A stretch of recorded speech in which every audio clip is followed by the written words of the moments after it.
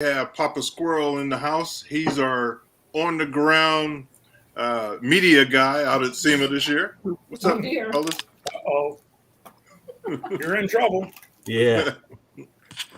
So what'd you see, Papa Squirrel? Tell us what's going on. They've completely rearranged everything. Papa Squirrel's voice changed. Yeah. The original building that was green and where registration is now on the other end where the motorsports and tires and four-wheel drives were. Okay. The red building in the middle has pretty much stayed the same. They call it the West End, I think, the new construction that they did. Mm-hmm. It's a maze, and it's easy to get lost, and now you have to hike 3 times as far to get from point A to point B. Really?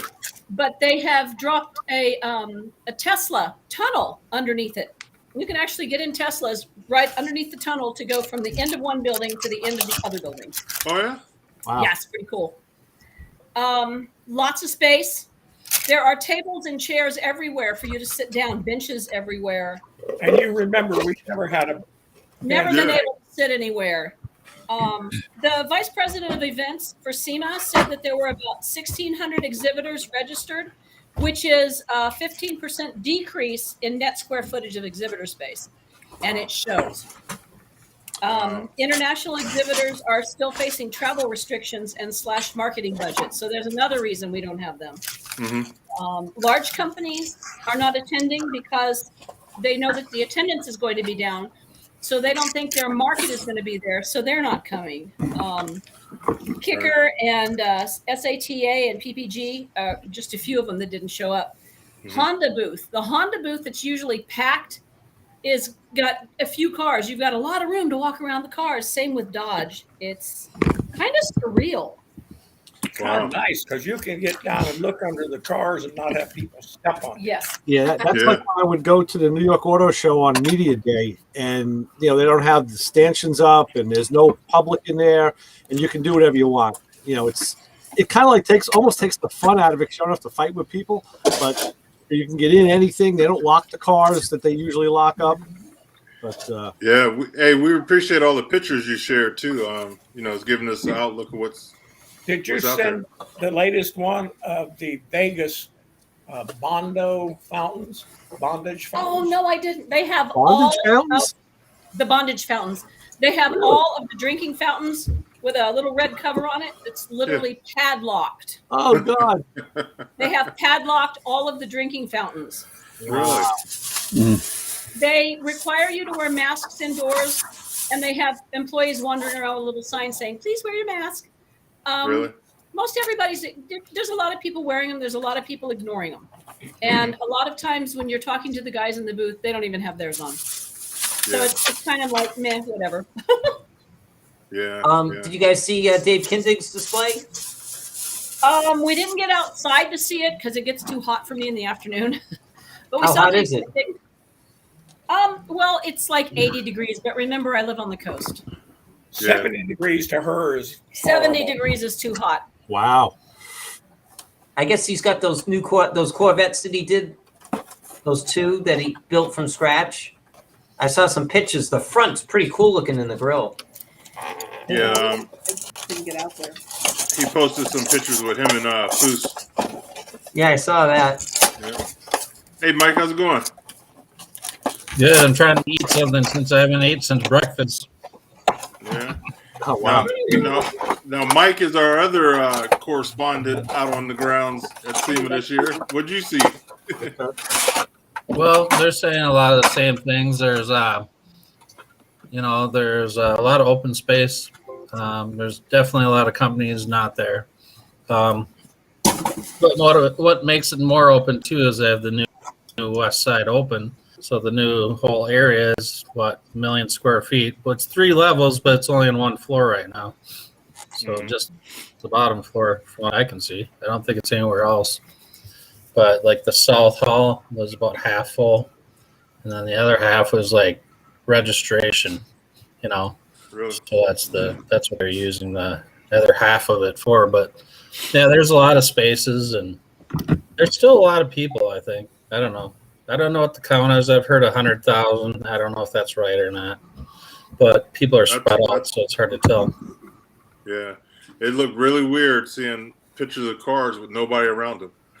Yeah, You know, I did 2,000 pictures the first 2 days, and then I kind of slowed down a little bit, and then I had computer problems, so I haven't been able to load all of them. So we'll see how that goes. But it slowed down a lot today because Ed came in from New York. So, you know, when that whole schedule is just kind of, I don't scheduling. Right. With me and Ed were running around, you know, and he was really tired. He got here. He left at 2 in the morning from New York and got here without sleeping.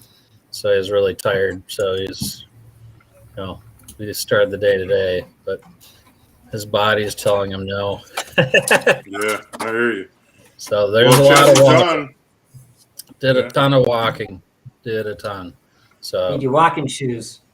I covered all the buildings in 3 days and the outside. So Figure out how many miles you walked? no, I'm burnt out. I'll tell you, man. Today was just kind of a day of like, okay, let's recuperate a little bit. I've been out there all day, but I wasn't walking around as much. I just kind of, and then Ed was hurting anyway, so it's like, okay, we'll sit here for a while. You know, my feet were about done, but yeah, it was a lot of walking. Was it Tuesday through Sunday? No, Friday. Tuesday I through started Friday? I started Monday. I was here, you know, over there at 8 o'clock in the morning. Started taking pictures of all the cars outside first. And then, you know, Tuesday moved to the inside. But yeah, Kendig had 8 cars. He had 8 spaces. I talked to him for a second favor just to see if he could help me out. I got many stories I could tell you. I was talking to the motor truth, and I see this lady crying. You know, I saw she had a media badge on, so I didn't know what the situation was. And they had hauled their vehicle all the way from Montana to get here, and then find out their sponsor didn't have a spot for them. So, and that was like of giving them a space. And then they travel across the United States in support of police departments and for PSTD. And he's a police officer himself, so they go to 40 states every year on tour, basically. And they brought their truck, and then they couldn't get in. So I asked Dave, I said, do you have any other space, or do you know anyone who could help me? And then I started messaging everyone I know to see if I could get them in. And then they ended up getting in, which is the good news. They asked Dave if they could park on the backside of his truck, and I had just asked him if we could help him out, you know. And so we all kind of met at the same corner, and I go, that's the people I was talking about right there, you know. So they ended up getting the truck in. So it was just kind of, you know, that there's always different moments, you know, that lets you run in there like, did this just happen, or how did that just happen? And that's kind of what I was having those moments this week, you know. Well, it's nice that, you know, the community stepped up to help them out. You know, Yeah, I mean, I felt bad for her because we worked on this, and then COVID happened, you know, the whole story, right? So she was just so upset, and I just like felt bad for her and tried to help her out as much as I could. It's not like the place was full, you know what I mean? Like, let them in, for God's sake. And I'm hearing so many different things. I don't know what's true or not. A lot of the spaces outside are $500, and now there's like $1,200 and $1,500 and $2,000. So I don't know how it's all structured. But one told them you can have a space for $10,000. So these guys that do these builds, that's the money they have to pay to bring them in?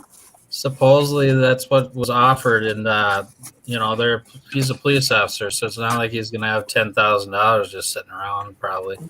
Right. I talked to some people 2 years ago, and they were talking about it was about $10,000 to show a car inside. Wow, that's a fracking big chunk of change. Yeah, that was inside. Yeah, they were trying to even do it outside. So this $10,000 offer. Wow. Looks like trying to make up the difference on the backs of the poor suckers who showed up. Yeah. Well, if you get a spot off of a person that has a spot on the inside, they automatically get a spot on the outside, and it's like $600 more. Yeah, that's what I hear, that you get an inside and outside spot. I think Nelson gets that typically. Yep.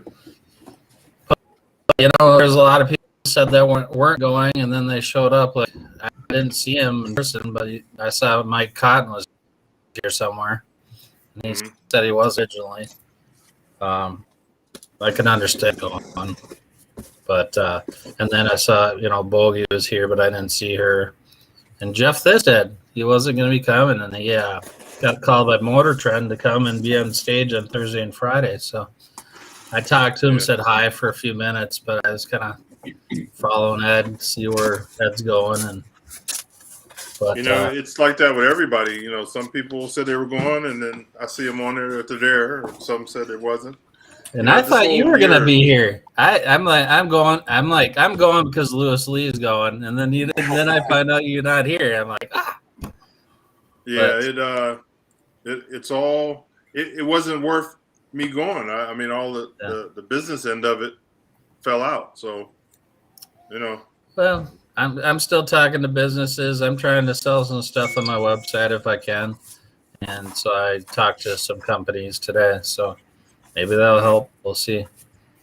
But there's a lot of people. There's less people, so some companies can take more time with you too, or you might might be easier for you to get a deal with with them or something, because there's just maybe not as many people as there normally would be, So, but it's been interesting, and I don't know. I still walked every building, so.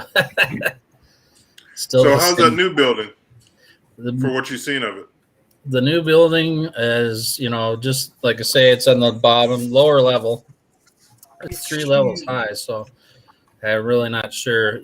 I would think there's room to grow, obviously. So if they end up filling that, they're going to probably start using the other floors. But it's pretty big. Yeah, it's about 6 blocks. The hallways are huge. The hallways are the biggest hallways I've ever seen, Oh, yeah. So you could drive 3 semis wide through there at least. Wow. That blue building is huge. Yeah. When you know it because you walked it. It's huge. Yeah. And I know it because I walked it. And it's huge, I'll tell you. Well, from the outside, when they were building, you could tell it was pretty big. It took up from the strip all the way to the other main road. Yeah. That's a big stretch. I took a picture. I don't know if you saw it, but it's kind of from our hotel looking down the first night I got here. And,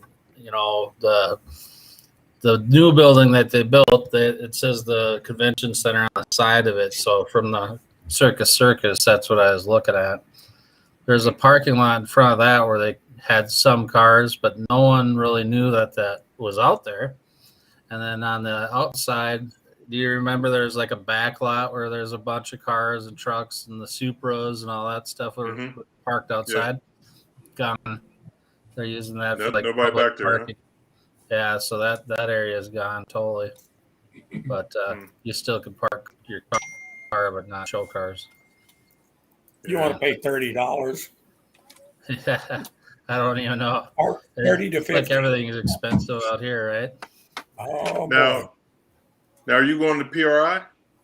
No, I just can get away for 1 week and without my girlfriend killing me or something, Who wears the pants around there? I can't travel. I got a 6-year-old, so it's too hard to travel like that. Yeah. She took time off just so I could go, so from work. Oh yeah. Okay.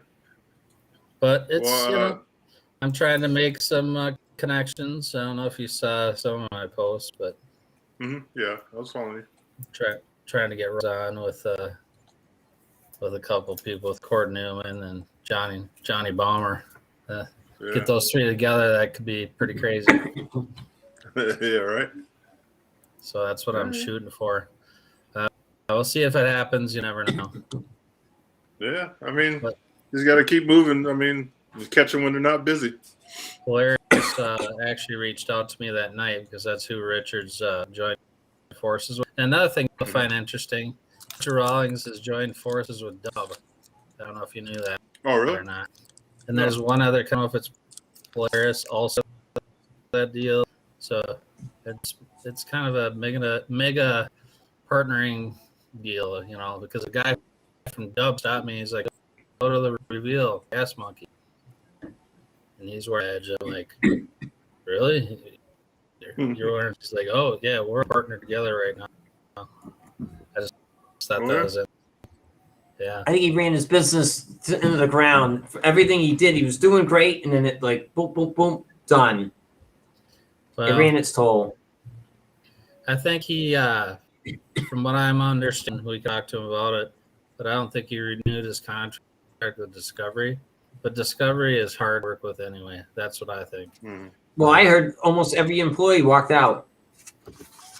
He's still got the same people that are doing all this podcasting and stuff with him. They're younger kids, but all the kids that I talked to, they're really good, really nice. They're good kids, from what I see. And the guy who built this slingshot, he's 20 years old and seems like a really good kid. So he's got some younger guys working for him, but I think they're all pretty good. I kind of have to lean towards, I think it's Discovery.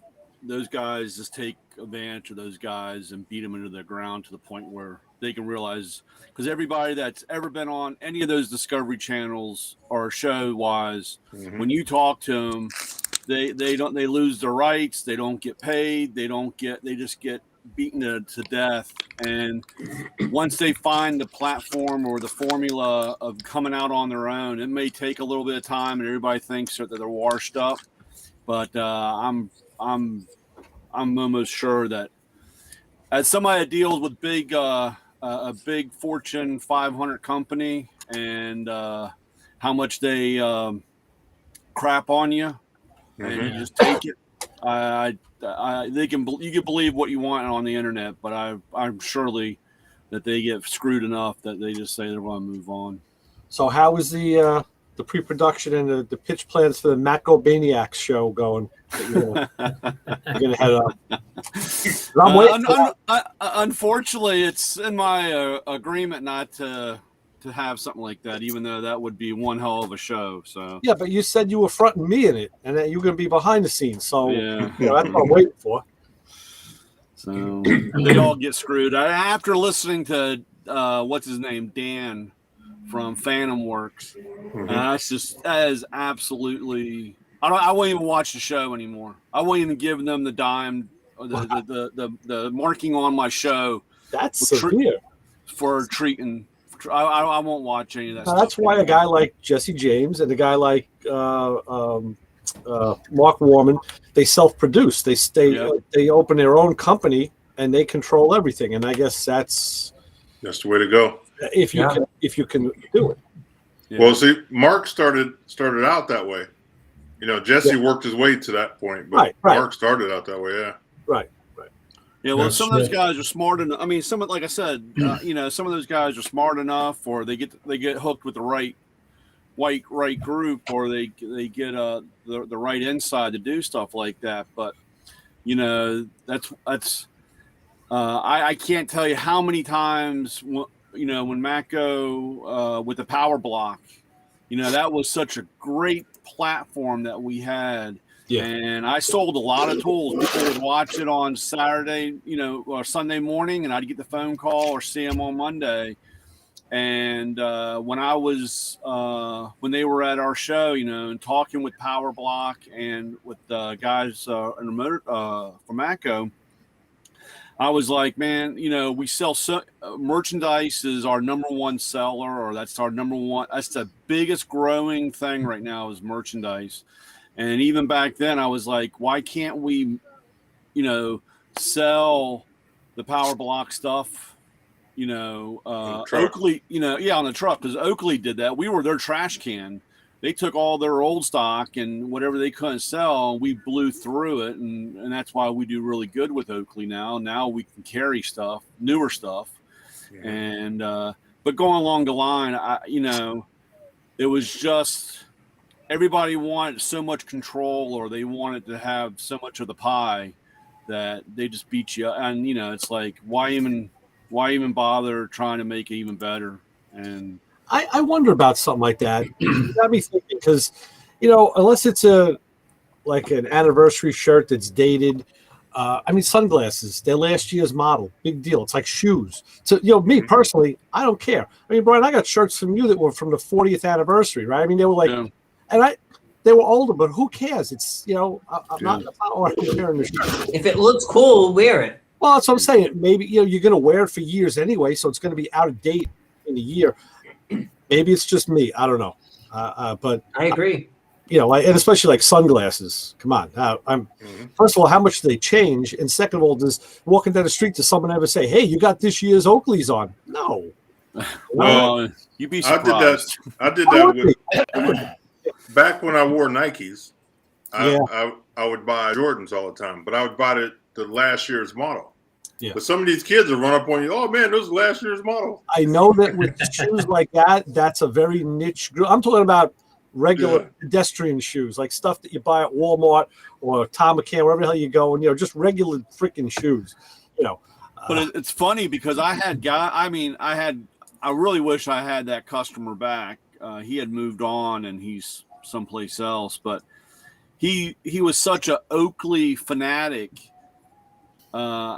I could get rid of my old inventory real quick with him because he collected. I can't even tell you how many cases I sold him, and he just had, it was just, he knew everything going about it. He would come to me and say, "Hey, I hear this is coming." And I was like, "Hey, get me a part number and I'll put it in before, we even created the part number yet to sell, So, there are people like that. And no, like I know there are. This is crazy. There's sicknesses everywhere, but it's, you should have kept that guy's contact information, man, and Yeah, I know. Hung on to him. Now back to the shows. Sam Madabi, he owns all his stuff too. Okay, that's smart. Yeah, and when we were in where were we? Down south somewhere. We all went out, and I was talking to his producer, man, and his crew is on top of it, man. They're really professional and they work, man. They work all up until time to go to sleep.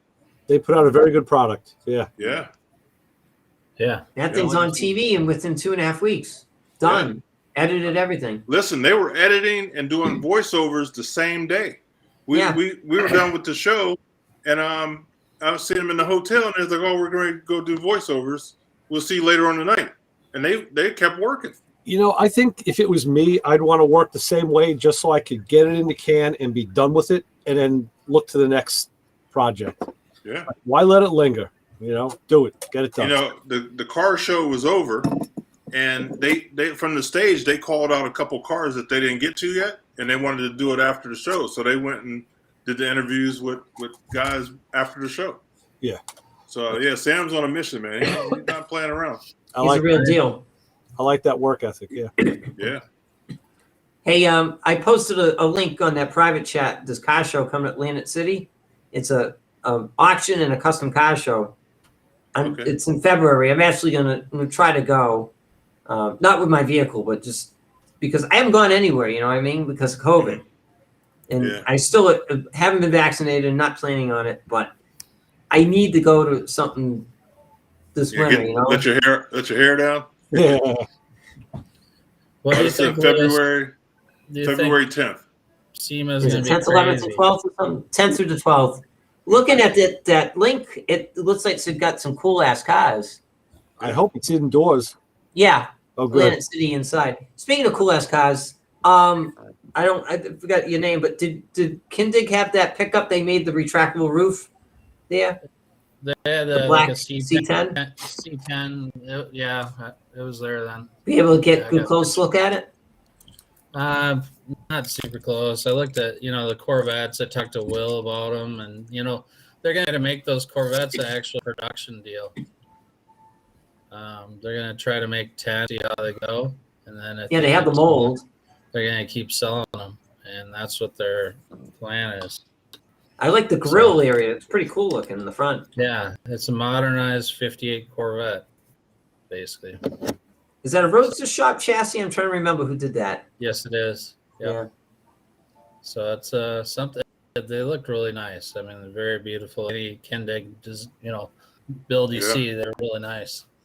Actually, I'm gonna hit Will up for coming on here. He's on my Facebook. Yeah. Dave, I was talking to Dave, and he did a lot of his own production stuff too. And he set down a lot of rules before he went on the show. They're trying to get him for 2-3 years. And one thing I know, like Discovery Channel, we had Bud Brutzman on our podcast last year, and he is the producer Overhauling, and you know how successful that show. And they treated Overhauling the same way. Discovery would drop them, and then maybe a year or two later they'd say, "Oh, we want you back," and they keep doing that stuff to these people.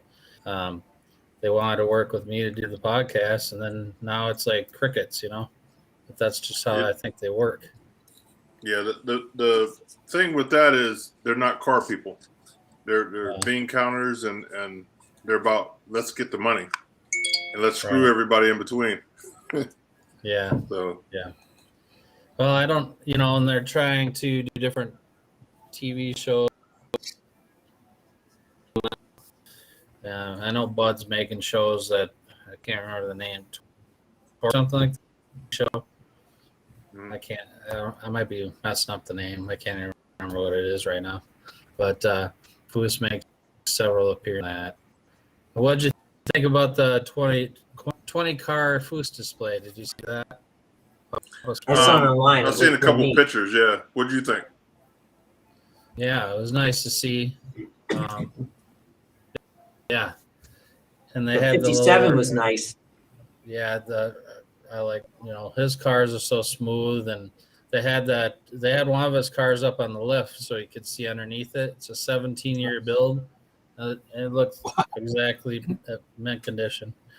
I mean, it was unbelievable. I think it was like a 37. On the road.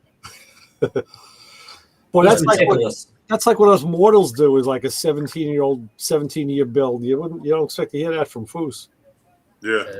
It's just so unreal underneath. It's you could probably eat off it, Yeah. Well, when the car doesn't go out and get driven, it'll stay pristine. But all the work he did under there too is amazing.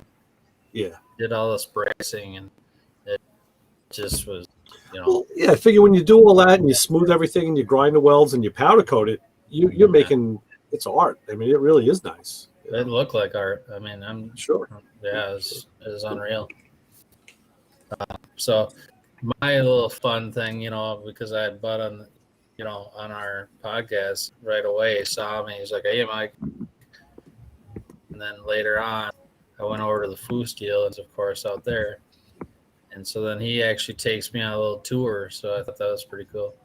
That's and nice. I'm like, this is pretty cool, And he produces like all the videos for Sema that you see, and the Baja 1000 is his big thing too. So he's the producer for that.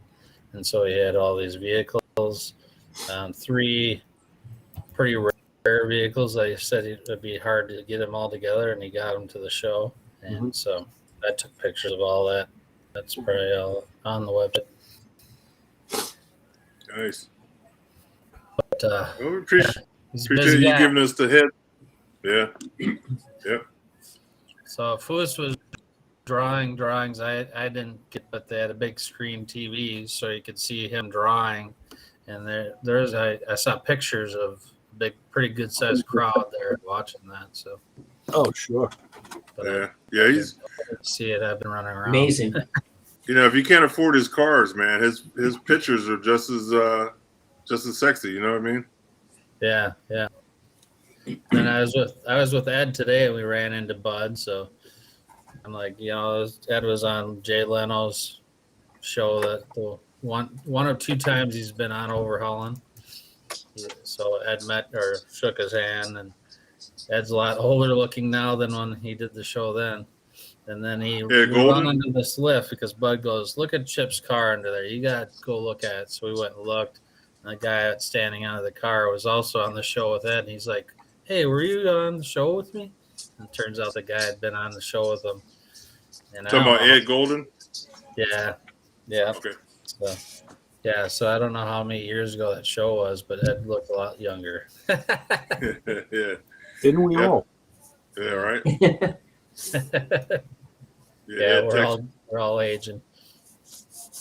Yeah, he texted me to see if I was out there. I was like, "Nah, bro, I'm stuck in Ohio."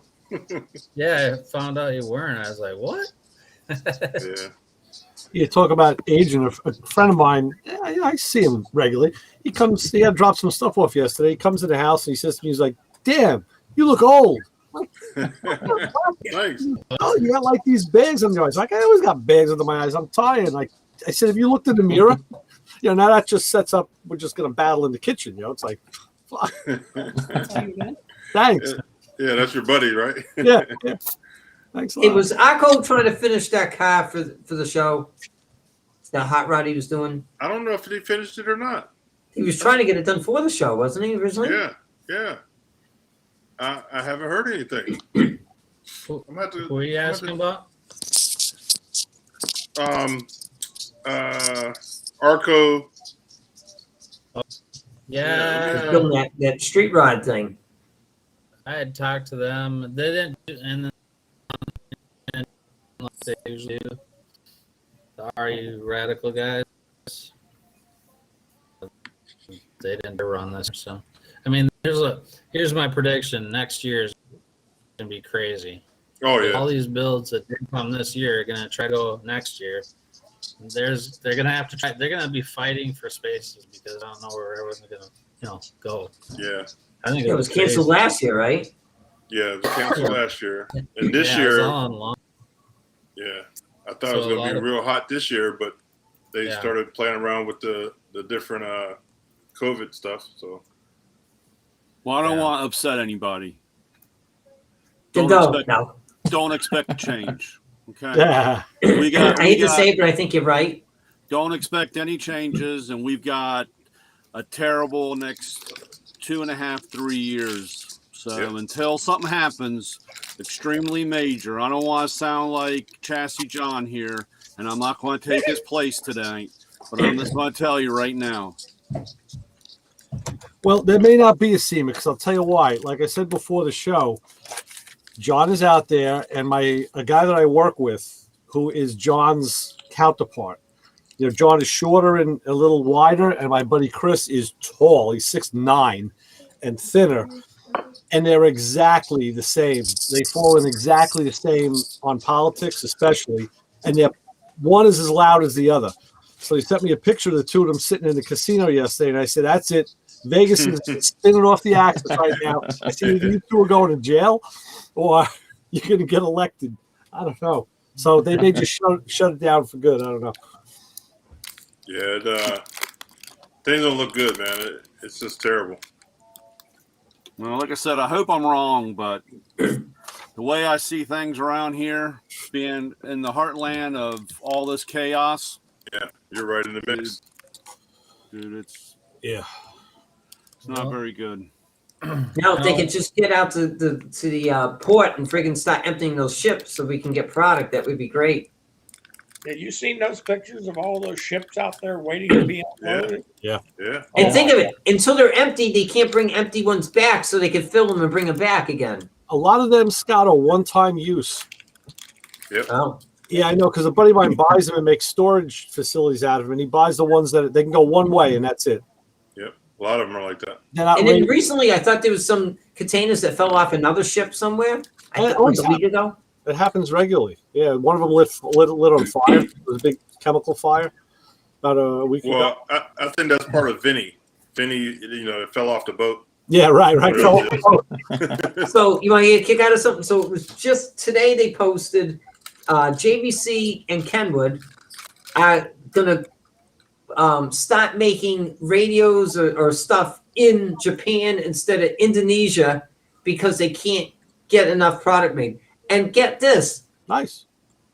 This is for product for sold in Japan, not here. It's like, who cares? Why are they even telling us this? I was going to say it would be real nice if they could start making products here in this country, but that's another story. Yeah, I think The that problem boat- is just the product, if you make it here, you still need product that comes from somewhere else. Sure. Yeah. To make it. Unfortunately. Yep. Like Viper remote starters, the digital systems that we're using are actually made in Mexico now. But they still can't make enough of them. There's still a shortage. Wow. We haven't gotten the digital systems in 3.5 months. There's still a back order. Well, talking to Yeah. different booths, of course, everything that I kept hearing, and I should do like a quote page of all the quotes I've heard this week. But one was, it's on the water right now. It's on the water. Yeah. It's been on the All water these for guys, 5 months. all these guys are waiting for their stuff. I mean, everyone you talk to, their stuff is not there because it's just sitting somewhere. And there's a lot of companies in that situation right now. So Yeah. I heard it probably 5-6 times at least, and I wasn't even tired. Like, hey, do you have it? Or, I mean, I just heard it with people talking. It's just unreal. But It's just a broken believable because- record. Yeah, it's believable because of what's happening. Ridiculous. So I think all these companies are probably losing some sales, or Oh, sure. not making any But they money. jack up the prices to compensate on not having inventory. So what they have, they jack it up, and then they're charging these fees for shipping fees and container fees. Because a container now was what, $3-4 grand. Now it's like 20 something to almost $30,000 just to ship a container over now. Wow. Yeah. So I'm seeing it in my business. It's just insane. Yep. Well, Well, I also, mean, one of the stories we heard from one of the guys said there's these bigger guys, and they were dock workers or whatever, and they ran the cranes and they weren't working because every time anyone gets sick, well, you gotta be out for a couple weeks, so they weren't even working. If they get a cold, they got sent home. So then you got others that aren't doing their job. So then look what happens. Yep. Snowball. And Yeah, and every part of this is government induced. I was going to say this would be like the essay you'd read, the fictional essay on how to bring a country down. And here it is. It's playing out because it's happening. It really is. I hate to say it, if Trump was in office, I guarantee that the dock wouldn't be full. He would have got in there, boy, put a stick down. I think Trump would have been out there with his hand out saying, "Pay me, and I'll send people to unload the ships." Because I'm sorry, the man is a crook. He couldn't run a business. He bankrupted every business he owned. He did all types of things wrong, and everybody worshipped him. I didn't like him because he lied. Now, I didn't like Bill Clinton Because he lied. because he lied. He should have said, "That was a damn good blowjob." He did not have relations with that woman. Yeah. That was a lie. And But I mean, Biden isn't helping much. At all. No. Can't remember No, what to he's not say. helping Well, he's a at all. puppet anyway, so. Did you see what Biden's latest thing is? Oh, about if your company is more than 100 people, you have to be vaccinated. Yep. Saw it tonight. Yeah. Yeah. You know what? He can go Yeah. stick it. He's going to mess with everybody's business, and that's overreaching. Yeah. You know what? It's your own body. You should have a choice to do what you want. I'm sorry. It's your own business. You should be able to mandate what you want your employees to do. Right. If my boss said to me tomorrow that you need to get vaccinated, I'm sorry, I'm leaving. And he would not want to see me leave. Because, I mean, I've been working for the same company for 20-something years. But don't forget this, that if now that he's mandating these companies do this, your company can hire you for not doing it. And Yeah. you won't get any unemployment because so you can't get employment if you get fired. Well, the nice thing is that plenty of people will hire me for what I do, for the amount of years I've been doing what I do. So I have job security, but I know what you're saying. Yeah. Hey, here's The same rule. Yeah. That's John the sent me a picture of that. Yeah. PTO. this is the car Terry was working on. Who was that? Terry. Oh, really? That's the car. The car he's working on at his buddy's place. No. He was working on the green Firebird. Oh wait, no. I'm sorry. I showed the wrong one. Hold on. Here's the green Firebird. Oh, hey, did you see the Project X, the yellow 57? The electric car? First of all, that green is one of the nicest greens I've ever seen in my life. Yeah. I had no idea that, and that car came together fast. I mean, I can't see it on the TV we here. just saw it a couple of weeks ago in, blown apart condition. They were still like just painting it, and now that thing is done. I don't know how they did it. Well, Yeah, that's what that's confused nice. me because that's why I thought Terry would be here because he's doing like part of a build, and I thought, oh, then Terry's probably gonna be here. That's the car. A Yeah, lot of his sponsors backed out too. So the same with me. My company's backed out, so it wasn't viable for me to go. You know what I mean? Yeah. I've just been out there just to play. Well, everything's on my own. I don't have any sponsors, so I just come on my own. But Yeah. I don't think Boss Hogg showed up here either. No. We went looking for him. And Yeah, I think I found his spot, but nobody was there. Nothing. No, he I didn't don't- go. I don't think he Yeah. announced it really publicly because just for Sema's sake, that's my feeling. I might be Yeah, wrong, he's still listed in the book, but he's not there.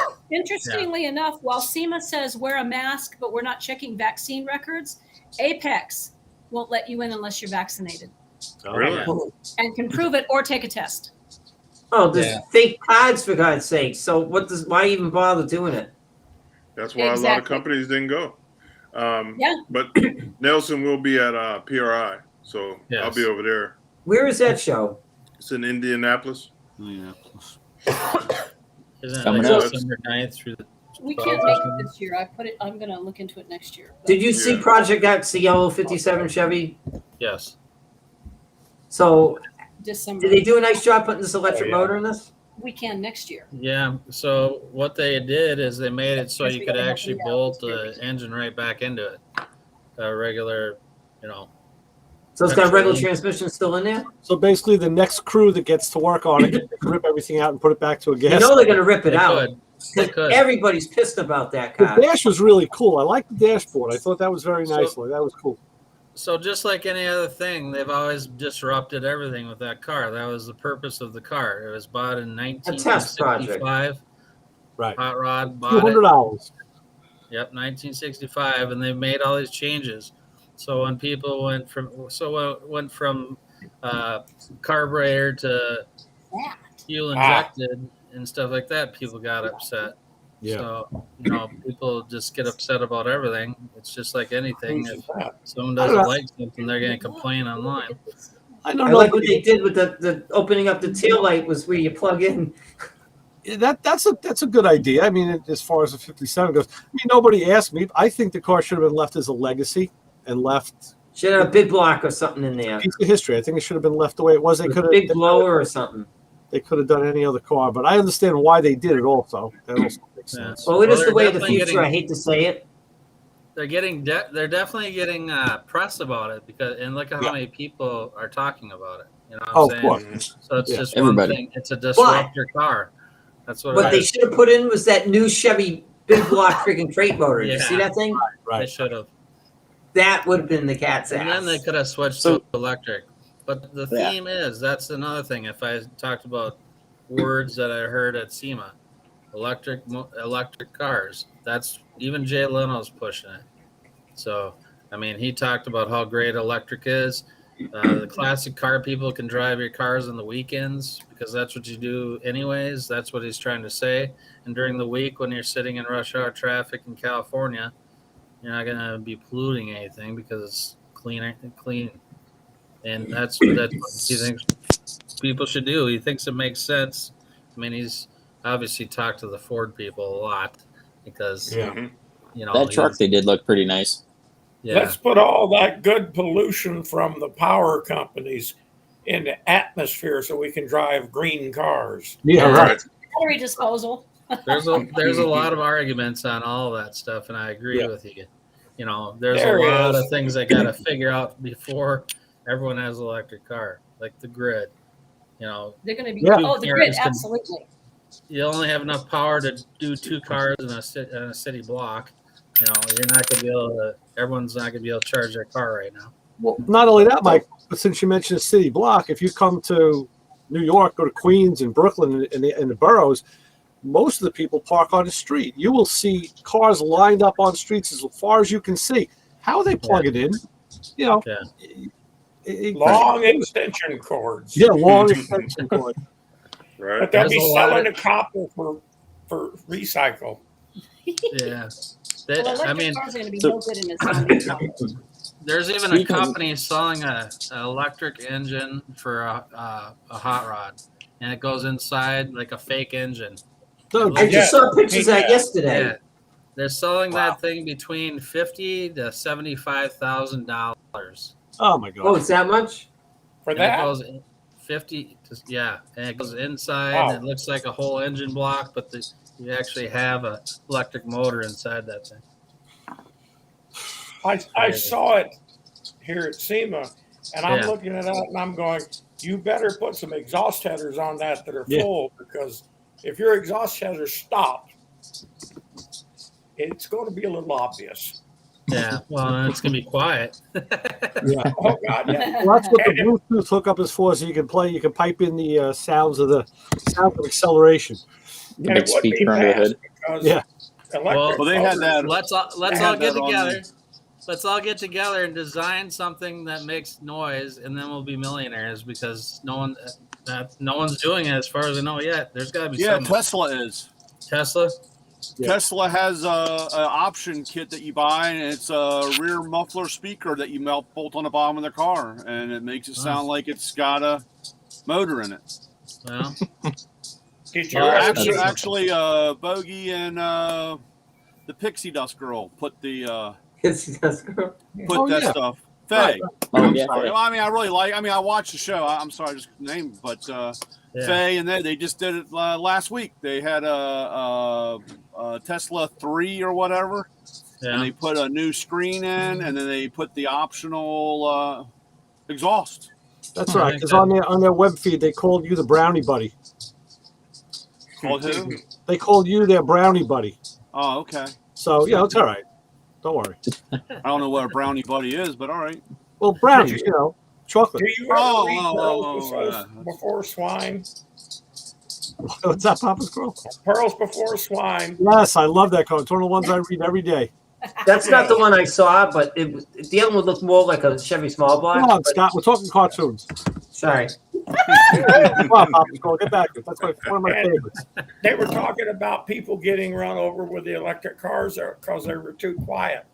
Well, they make some That's that make the- sounds. That rat sitting there going, ooh. And the next scene you see him, he's running people over because it's a quiet electric car. That's rat for you. Hey, Right? Well, that's it. He Did you knows see the what's good Mach? for Did him. you see the Mach E in the drift area? The what? The Mach E. In The Mustang. drift area. No. Missed that one. Heard Elec- about That's an ugly vehicle. car, huh? An electric vehicle, 4-wheel drive, smoking all 4 tires, going around the corners. Wow. Gosh. The only problem Electric is motors can do that. There's plenty of power. the only problem that they have with it, and I was listening to one of the engineers out there, is that you could hear the brakes. The car is very heavy, so the brakes were like they got flames coming off the brakes at the end Wow. there because the brakes were getting so hot. Yeah. Put on And- brakes like you put on jet airplanes, because those things, when they land and they stop, the wheel hub and the brakes are red hot, almost white. Yeah. They're just Yeah. glowing. Right.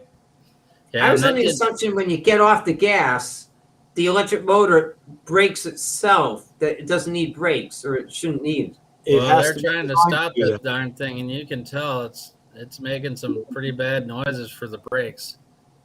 You see, if you're drifting, you wouldn't want it to do that because you want to be under power in the drift. So you wouldn't want your motor to do that.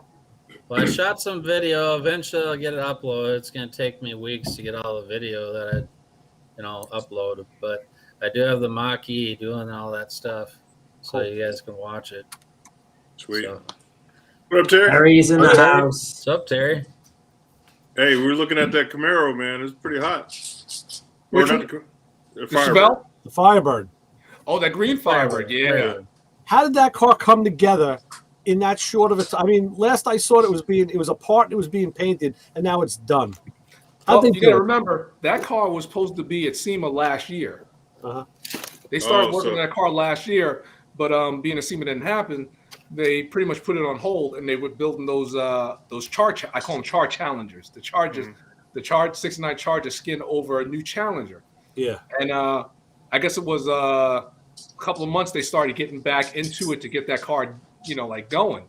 And they called me in to tune it because what they wanted to do was they're putting this car together. Basically, it's a 2016 Camaro, SS Camaro, engine, front end, everything, firewall, grafted out of the 73 Trans Am and welded together. So the whole front end dashboard, the whole car is basically, the front end is a 2016 Camaro where the back end is 73 Trans Am. Sweet. And so, they got it running and they needed to be tuned. And in the video, I don't know if you saw the video where we were tuning it, it kept on cutting off. It went into limp mode and all that. So we just had to, but that's part of tuning. People don't realize when you tune a car, it could take you a couple of days because you got to find all the bugs, especially something like that. You're not just tuning the car that you swap a cam out and do a tune. That's simple.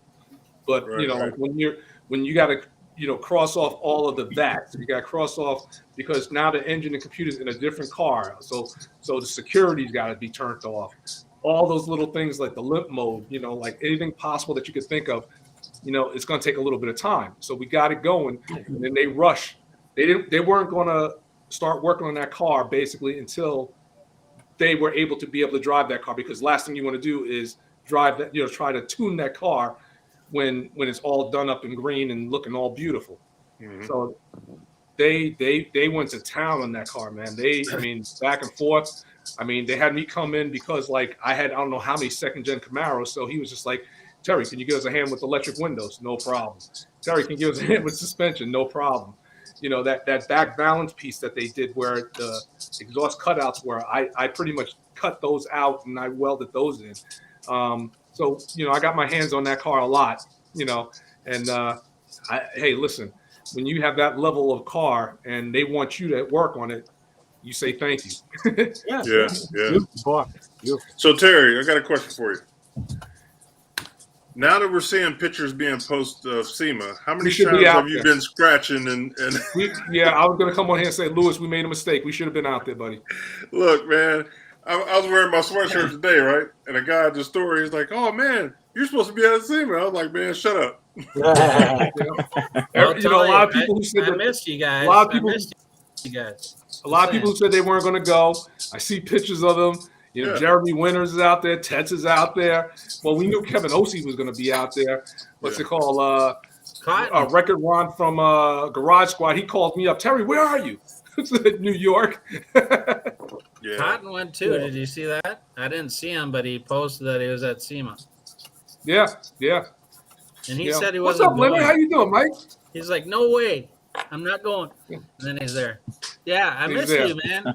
I went to Peppermill in memory of you. Did you? Peppermill, that's the spot, man. Yeah, it's the spot. Yeah, that's the spot. Yeah. I missed you guys there. I was really hoping to see you, and then I knew you weren't going, Terry. And then the next thing you know, Lewis Lee didn't go. I was like, what? Well, I tell you what. Hey, Mike, we still got our thing, man. With you, me, what was it? Ed Beards and Joe Mealy. Yeah, we got. And that rum runner car that Ed Beards put together, what's called Painted. Yeah, me, Mike, Joe, and Ed were in that car waiting to go through Ignite. And at some point, they cut it off because we were in the back lot. You remember where we were, Luke? We were in the back lot. And they didn't let cars get to a certain point because it was just so crowded. So me and Joe, Mike, and Ed, we were just having a good old time in that car. Yeah. It was like 4.5 hours. And we're not kidding. 4.5 is that long. Yeah, so. we had to go to the bathroom. We had to step out of the car, go back to the venue, go to the bathroom, come back. It was fun though. And we're like, every year we got to do this. Just one night, we all got to get together and go get some lunch or either or a dinner or something. One night we got to hang out because that was fun. Now, Terry, you going to PRI? Yeah. I talked to Nelson yesterday or the day before, so we're all going to meet up out there and blow a hole in it for real. We got to make up, man, because like this is going to go down, man. Like this is going to be like a big regret for me. Like I didn't go out there. Yeah. So, but hey, let's get out to PRI. It's close. You know what I mean? Yeah. We're going to go to PRI. Yeah, but man. it's so cold out there. Why can't it happen in Florida? Dude, not last year, but the year before, man, it was so cold that you didn't want to leave the hotel. It was like, should I go or should I stay in this hotel? They're not. Oh. They're not Well, at you all. can come to Minnesota and do the same thing. No. Are you going to PRI, Mike? No, it just doesn't work out with my son and stuff. So Take him with you. this is my getaway, and plus I probably have to work anyway. Yeah. We're so I know short Papa Squirrel's staffed going to at probably work be out that in PRI. I know he's out in Sema. I'm No, at it's not going Sema. to be going there This is my year, getaway, but man. This is it. next year. You know, Yeah. I wish you guys would have been here. That's for sure. Man. The first. I almost didn't look at Facebook because I didn't want to see pictures popping I up. didn't want to see pictures, man. I've seen everyone I having a didn't good old post time out there. On Facebook, I posted it all on my just Yeah. because it takes so long. So I mean, it takes a long time to put on the website too. But I just ran out of time, and you know, it takes time to do all that stuff. Hey, Mike, do me a favor. Go over, if you get a chance, go over to the Hotchkiss booth and tell those boys I said what's up, please. I saw the car there, Terry, and I was like, I didn't understand why you weren't there because I knew you were a part of it. So, the other thing, remember that back lot you're talking about, Terry? That lot is no longer for show cars. It's just parking now. Really? That's why we couldn't find them. Yeah. That back lot is gone. Yes. Yeah. So I think what they're doing, Terry, is they're putting out, there's cars in front of the new building, but no one knew about them. So everyone, like West Coast Customs was out there. Okay. And my buddy Yeah, from we saw Wizards, West he had a Coast booth Customs. set up, but there's like no traffic because no one knew there's more stuff in front.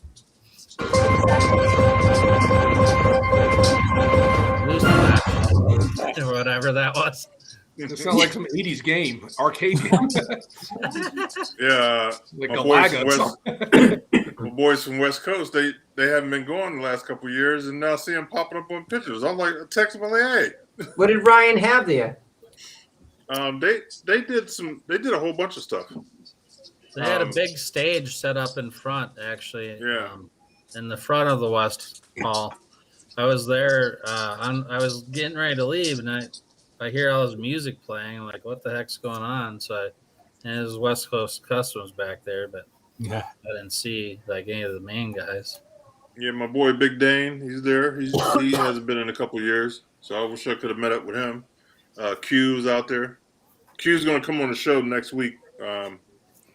He got some stuff he's popping, so. Yeah, I got some stuff lined up. One thing, I don't know if any of you guys are into Formula Drift, but I'm gonna have the CEO of Formula Drift on. Right. But they're actually coming out with a TV reality series for Formula Drift. I thought that was interesting. So they And what channel is that on? I'm not. They're working with Pilgrim. If you ever heard of Pilgrim, I know they've been. Pilgrim, involved yeah, I heard in Pilgrim. Big shows, right? So I don't know what channel it's going to be on, but they're going to do like a actual series, you know. So it should be interesting. What is Formula Drift? What is that like? That's just a drift competition. They usually run a couple cars at a time and try to beat each other. So it's like the tuner cars doing drifting and all that, like Mustang stuff like that, around the track and all that. For some reason, I was like Formula. I started thinking like Formula One drifting now.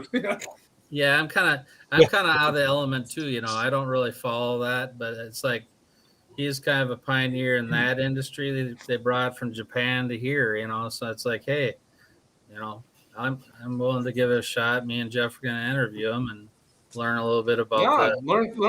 You know what's impressive? I mean, like it's stupid, but they're very impressive. You got these young kids that are closing down like part of the intersection doing donuts. Yeah. Some of these kids got some amazing control, man. That's what. Yeah. But, I mean, and don't get me wrong. It's stupid. I wish they would do that somewhere else, like in a parking lot or something like that.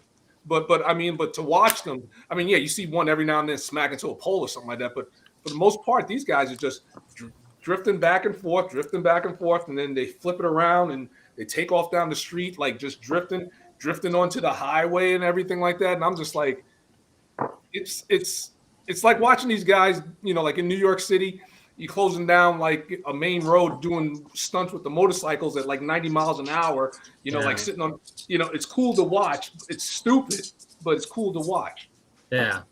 Well, you gotta respect videos where they're like sitting outside the door, like one leg on the inside of the door and one on the outside. Stupidest thing. I wouldn't do that. And they're spinning around like that. Whoa. Crazy. Yeah, there was a guy who died. He was in the back of a pickup truck. Yeah. He's in the back there. Hey, is Ray Ripa out there? No, she didn't go.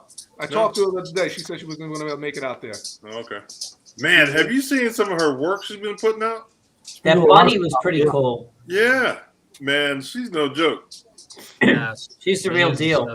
I might. Me and my wife loves her stuff, so we might take a trip down to Texas and check her out. Yeah. Because, no, she is. You know, because when we were on the show, we were on the episode together, so I got to know her. That's first. I mean, I was a follower, and she followed me back. But, you know, like, I never really talked to her until I think it was a week prior to going into the show, you know, because Dwayne Maddox, he's the one who told me about her. And so I was like, hey, you know, like, I'm going to be in the show with you. It's going to be nice to work with you and all that. She's, you know, so we started exchanging little messages for about a month before we got together. And she was just like, couldn't have been nicer. She, you know, we had fun out there. you know, watching her stuff, you can see that she is having the time of her life. She's doing what she wants to do. She's happy, always smiling.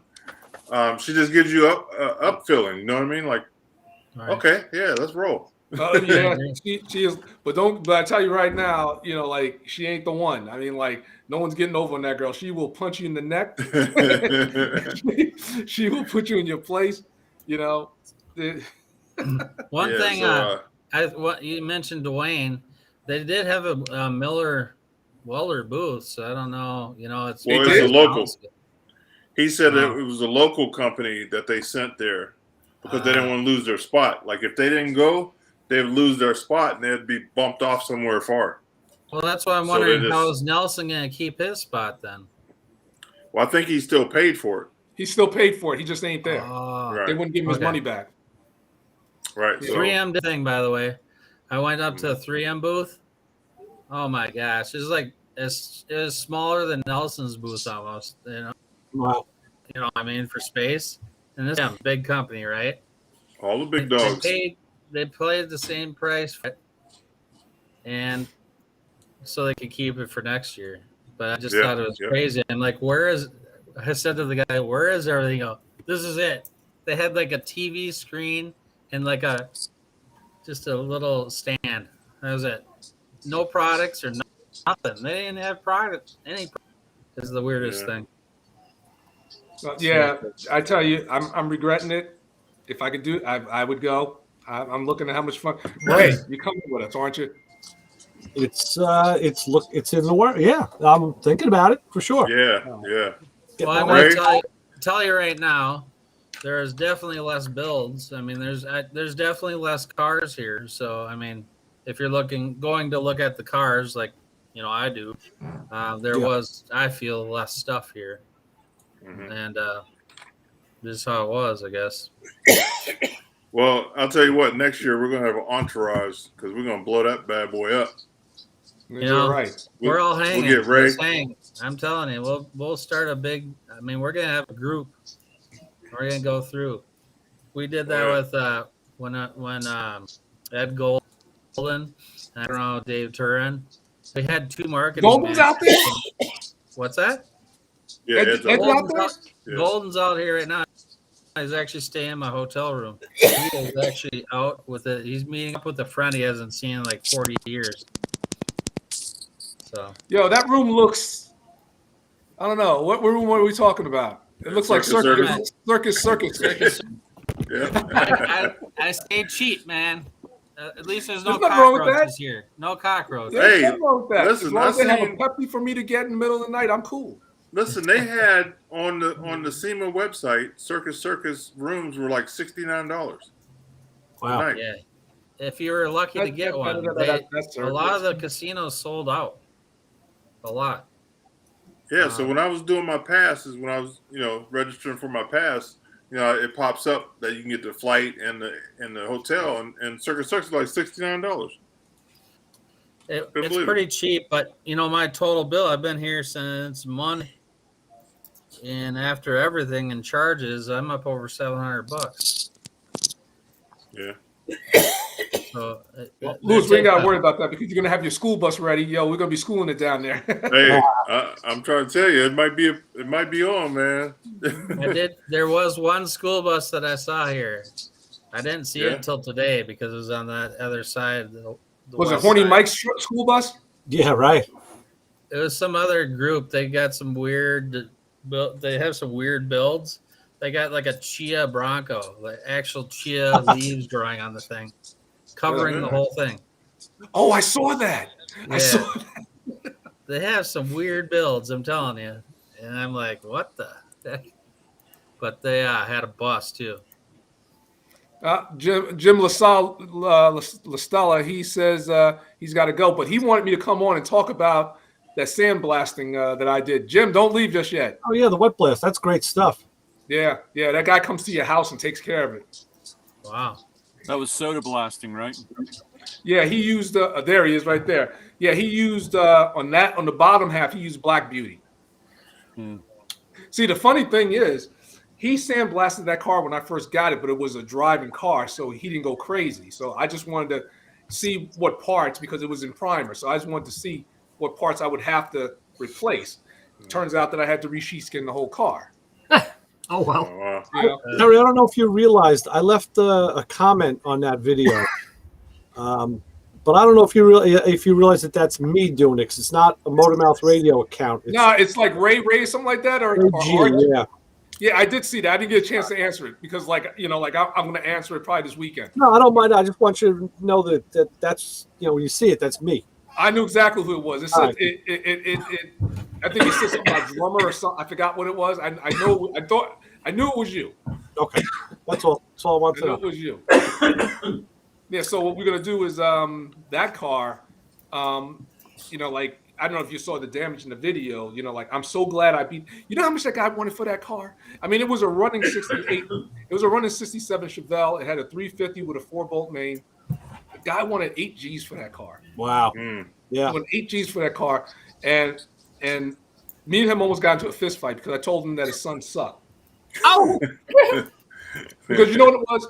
He was bragging. Yeah, my son did all the welding. Oh my God, he's great. This, that, this, that. He didn't think I knew, because in his garage he had a 60. It wasn't 69. It was 68 RSSS, or some big money car.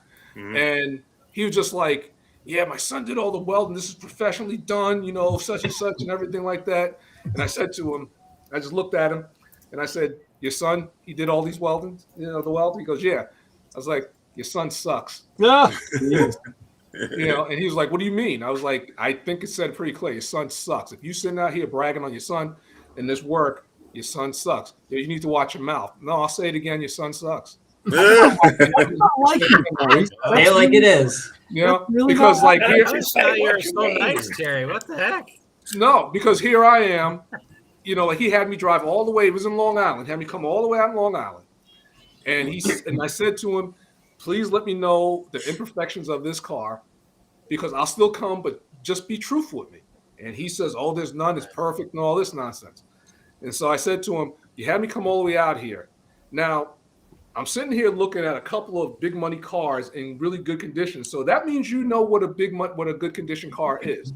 Mm-hmm. And you sitting up here trying to lie to me, saying that this isn't a great condition car, and you bragging on your son's work. Your son sucks, and there's only one person in here that sucks more as you. See, that's when you should have called me to go look at it for you.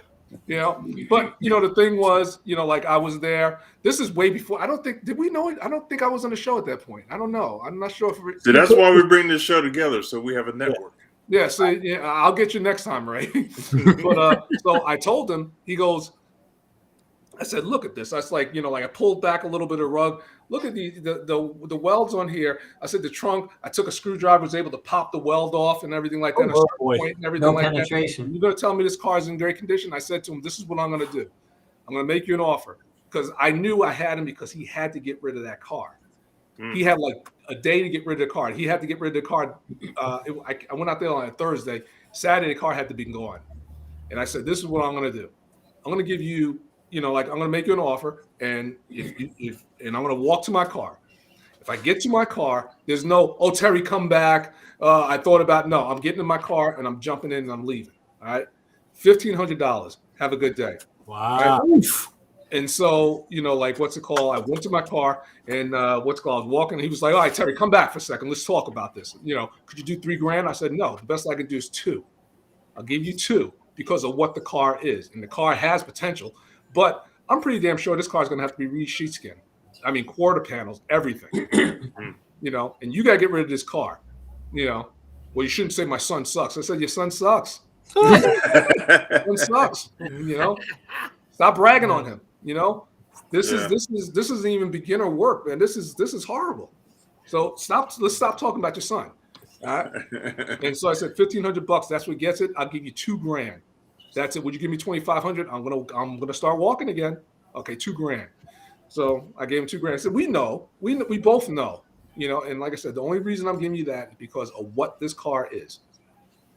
You know, and I'd rather have something like this where I can build it instead of, you know. But I didn't expect to go this far. As far as like, you know, like when he said it was in good condition, I thought, okay, fine, you know, do a little bit of work, maybe bang some dents out, maybe change a door, fender, a hood, or something like that. Okay, cool. Do some floor patching or something like that. That's all well and good. But even the bracing underneath, you know, like you have like under the Chevelle, you have 4 main braces that connect, that go under the floor to the inner rockers. You know, what they did was they took a floorboard from a California car, cut it all out and put this one in, put it in here, but they didn't attach those braces. Oh. Wow. So now what I'm going to have to do is I'm going to have to clean up, because the rockers have 4 big holes in them where the bracing should be. So I'm gonna redo that whole thing, and you know, the trunk. You know, I'm gonna have to redo that. I'm gonna have to redo. I have to do the. I'm thinking if I should mini tub it at this point, but I got the shortened rear. I think I can get a 11-inch wheels on there. So. Yeah. Why not? I mean, it's not an original car anymore. Oh, I don't care about originality. I'd do that to a SS. Something that's just 3 inches on each side. I'm thinking maybe like, you know, I like a 11, 12 inch, but you know, especially on that car because it's got it's just a big car. So. I was gonna say with the right backspace, I have 10s on my car with a stock wheel well, and you know, it's using every millimeter, but that'll fit. So yeah, if you want to go big, you're gonna have to do like a mini tub. You know, but while you're there, why not? Wide on there. Yeah, might as well. Terry, is this the car you did the bracing on in that other video? That's the one. That's the brace. Yes, that's the one I put the bracing on. Yeah. How long have you had this car? How long have you had this car? I had it for, I guess, going on 5 years. Wow. Okay. How many cars do you have? 7. Don't ask. 7. That's my answer. My lucky number. But I got that car. What's it called? But you know what happened? The whole Trailblazer, you know, thing, you know, took over that thing going, and other projects came in, and so I had to put that on the back burner. But now, you know, I'm trying to work on that thing. I want to get that at least back on the frame before winter. So I'm rushing to try to get the car back together within maybe 3 weeks. Yeah, you're running out of time. You got to do some metal work. No, well, that's what I'm saying. So I'm going to be taking like weeks off at work, and I'm just going to be just down there, just knocking it out, and get it nice and painted, put some truck bed underneath it, and at least at that point now I can roll. But see, the beautiful thing is, I now got the parts. QA1, we got all the QA1 set up for it. Flaming River sent me a rack. So it's gonna be a rack car. I'm waiting for Detroit Speed to send the rear control arms because they're the only company that make rear control arms with rubber. We talked about that with the firmer Delurim rubber, and they're adjustable. I like to have the adjustability of either like bringing the wheel in or bringing it out, or either just sending it perfectly. And QA1 doesn't do that. Doesn't have that? QA1 doesn't have something like that. They have just a fixed control arm in the rear. Oh, okay. I gotta talk to David Cass about that. I was like, dude, you're leaving a lot of money on the table. You gotta, at least offer it. I mean, I thought everybody made adjustable uppers. I mean, that's uppers, but the lowers are the ones that move the wheel back. Oh yeah. So I'm just like, you need to do that on that car. Yeah, exactly. If you put a bigger wheel back there, because those cars weren't really perfect anyways, but true. Now you have the adjustability to move it, and then I got to bring my 69 Camaro in because I got the Chris Alston set up in the rear, and I got a whole front set. I got stuff, man. So then what they're doing, Terry, I guess the lowers are going to be a tubular arm, not a boxed arm. No, it's not going to be a box. It's not going to be a rectangular channel. It'll be a rod end. Yep. Like a tie rod that you could, with turnbuckles that you could move. With turnbuckles, you turn it in and it expands or either, goes in. I'll tell you a story. The upper control arms I put in my car from Spawn, one of them snapped on me. Really? Snapped at there's a threaded adjuster with a big nut. One's left hand thread, one's right hand thread, so you can adjust it, and it snapped. I'll send you the pictures. It was bad metallurgy. Made in China. I don't know where they made them, but they sent me a new pair a couple of years later because it was a while, since I put them in. No questions asked. Were you driving it? Yeah, I was driving the car. Wow. And after it snapped, I got to the radio station, in fact, and I'm looking under the car. And I couldn't see anything. I heard a noise, but I couldn't see anything. And then I drove it home after that, 70 miles an hour on the parkway with one upper control arm. And only when I got home and jacked it up and really climbed under there, because they're way up tall, did I see that control arm in half. And I said, man, if that other one went, that would have been done. Yeah. I dodged a big bullet. Hey, Terry. Yeah. I'll give you $1,500 for that Lincoln you got. Did I tell you a story about the guy with the Lincoln? It's in the way. It's in your way, bro. It's fine where it is. It's fine right where it is. I have a Lincoln Mark 8, a 96 Lincoln Mark 8, the last year of the really nice looking LSC. Oh yeah. So here I am. Now the car's been sitting out in my yard for I don't know how many years. And eventually that's going to be to me, that's a Mustang GT in a tuxedo. Yeah, pretty much. That's going to be my drift car. That's going to be the car. Put Coyote in it? That's going to be a drift car. No, it's going to have an LS in it. It's going to have with a 6-speed, definitely. Look at Ryan. Look at Ryan over there. Hey, Terry, what do you think about that new Chevy Big Block crate motor? I'd like to get my hands on it, and I'll stick a fuel injection system on. I would love to get my hands on that. That thing's a cat's ass. Yeah. Is it true they're only making 100 of them? I heard that's what it is. So one of our customers got his hands on one. Wow, cool. You guys name on one. I don't know about that. I don't. What's going to go in, Jason? They didn't talk about a limit. They talked about they're starting to go on the market next week or something like that. I heard like the first production run was going to be 100 anyway. I don't know. It might be like the Copel Camaro where they said they can only make like 69 of them. Yeah. And you can get one. The Hellcat, now you can buy those like all the time. First it was like limited, it was only going to do so many, and it hasn't stopped. Well, the numbers were looking good, so they opened up.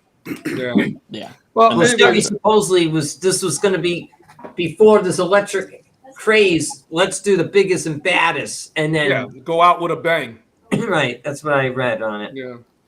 But Lewis, that Lincoln. So I'm sitting up in my house cooking breakfast one day, and I like grits. Damn it. With cheese. Like I take the bacon, church a little bacon up in there, a little butter.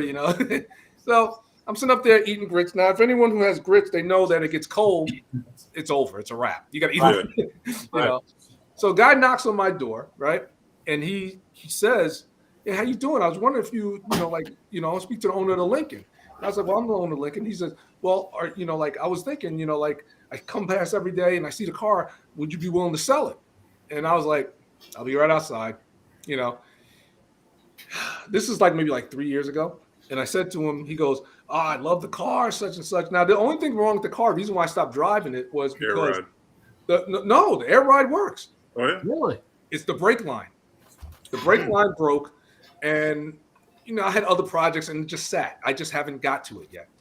And so I said to the guy, like, I'm not really looking to sell the car. Like I got plans for the car.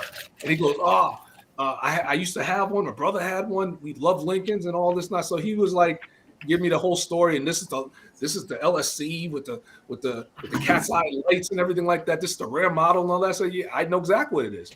And he goes, well, if you were to sell it, how much would you sell it for? I was like, tell you what, give me $3,500. That seems fair, right? $3,500. And he goes, well, I was thinking more $2,500. And I turned around and started walking in the house and got in the house, right? And I sat down and ate. And he's knocking on the door, right? And he goes, where'd you go? I was like, I figured we were done talking. I gave you $3,500 for a price, and you wanted $2,500. And he goes, well, I'm trying to negotiate. I was like, dude, is there any for sale sign on that car? You come in, you just start. Well, come on out. And so I was like, all right, come on, when I'm out. And so he goes, I said, no, if you want to buy the car, it's $3,500.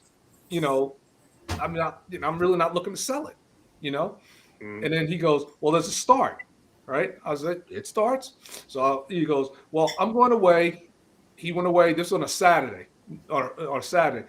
He says, I'll be back Sunday night. I'll come back, or was it Friday? He'll be back Sunday night, and he's going to come back, and he's going to, if I can get it started, send him a video or a picture of the car starting, because he wanted to know if the airbags work. I said, if I start the car right now, it's going to jump out. But the car hasn't started in, 3-4 years, so I had to, get some little hot sauce, started up and everything like that. Once it started, lifted up and everything like that, took a picture of it, a video of it, sent it to him. I said, hey, the car started. He says, I'm excited. I'll be home Sunday. I was like, cool. He comes back Sunday, right? And then he goes, okay. And I start the car up. He sees it starts and all. I said, the only problem is that, the brake line. I got to, you got to change the brake line. He goes, that's not a problem. I was like, okay, cool. And he goes, so about that price? He goes, I said, yeah, $2. He goes, well, would you take $3,000? I was like, I start walking. Man. And he goes, where are you going? There's no for sale sign on the car, man.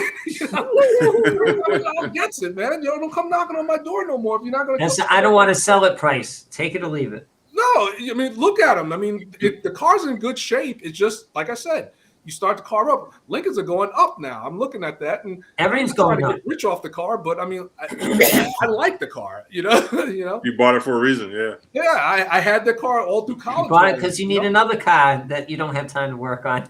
No, but my whole theory is you have the cars, so when you do get the time, you work on them instead of trying to chase one down.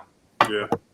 So I'd rather have them because they're only going to go up. Either they're going to sit in your possession or someone else's. Let them sit in your possession, because if you come to the point where you can't do anything with them, sell them and you'll make a profit. Terry, what you need to do is put, this car is not for sale, but if you offer me $25,000, I'll probably sell it to you.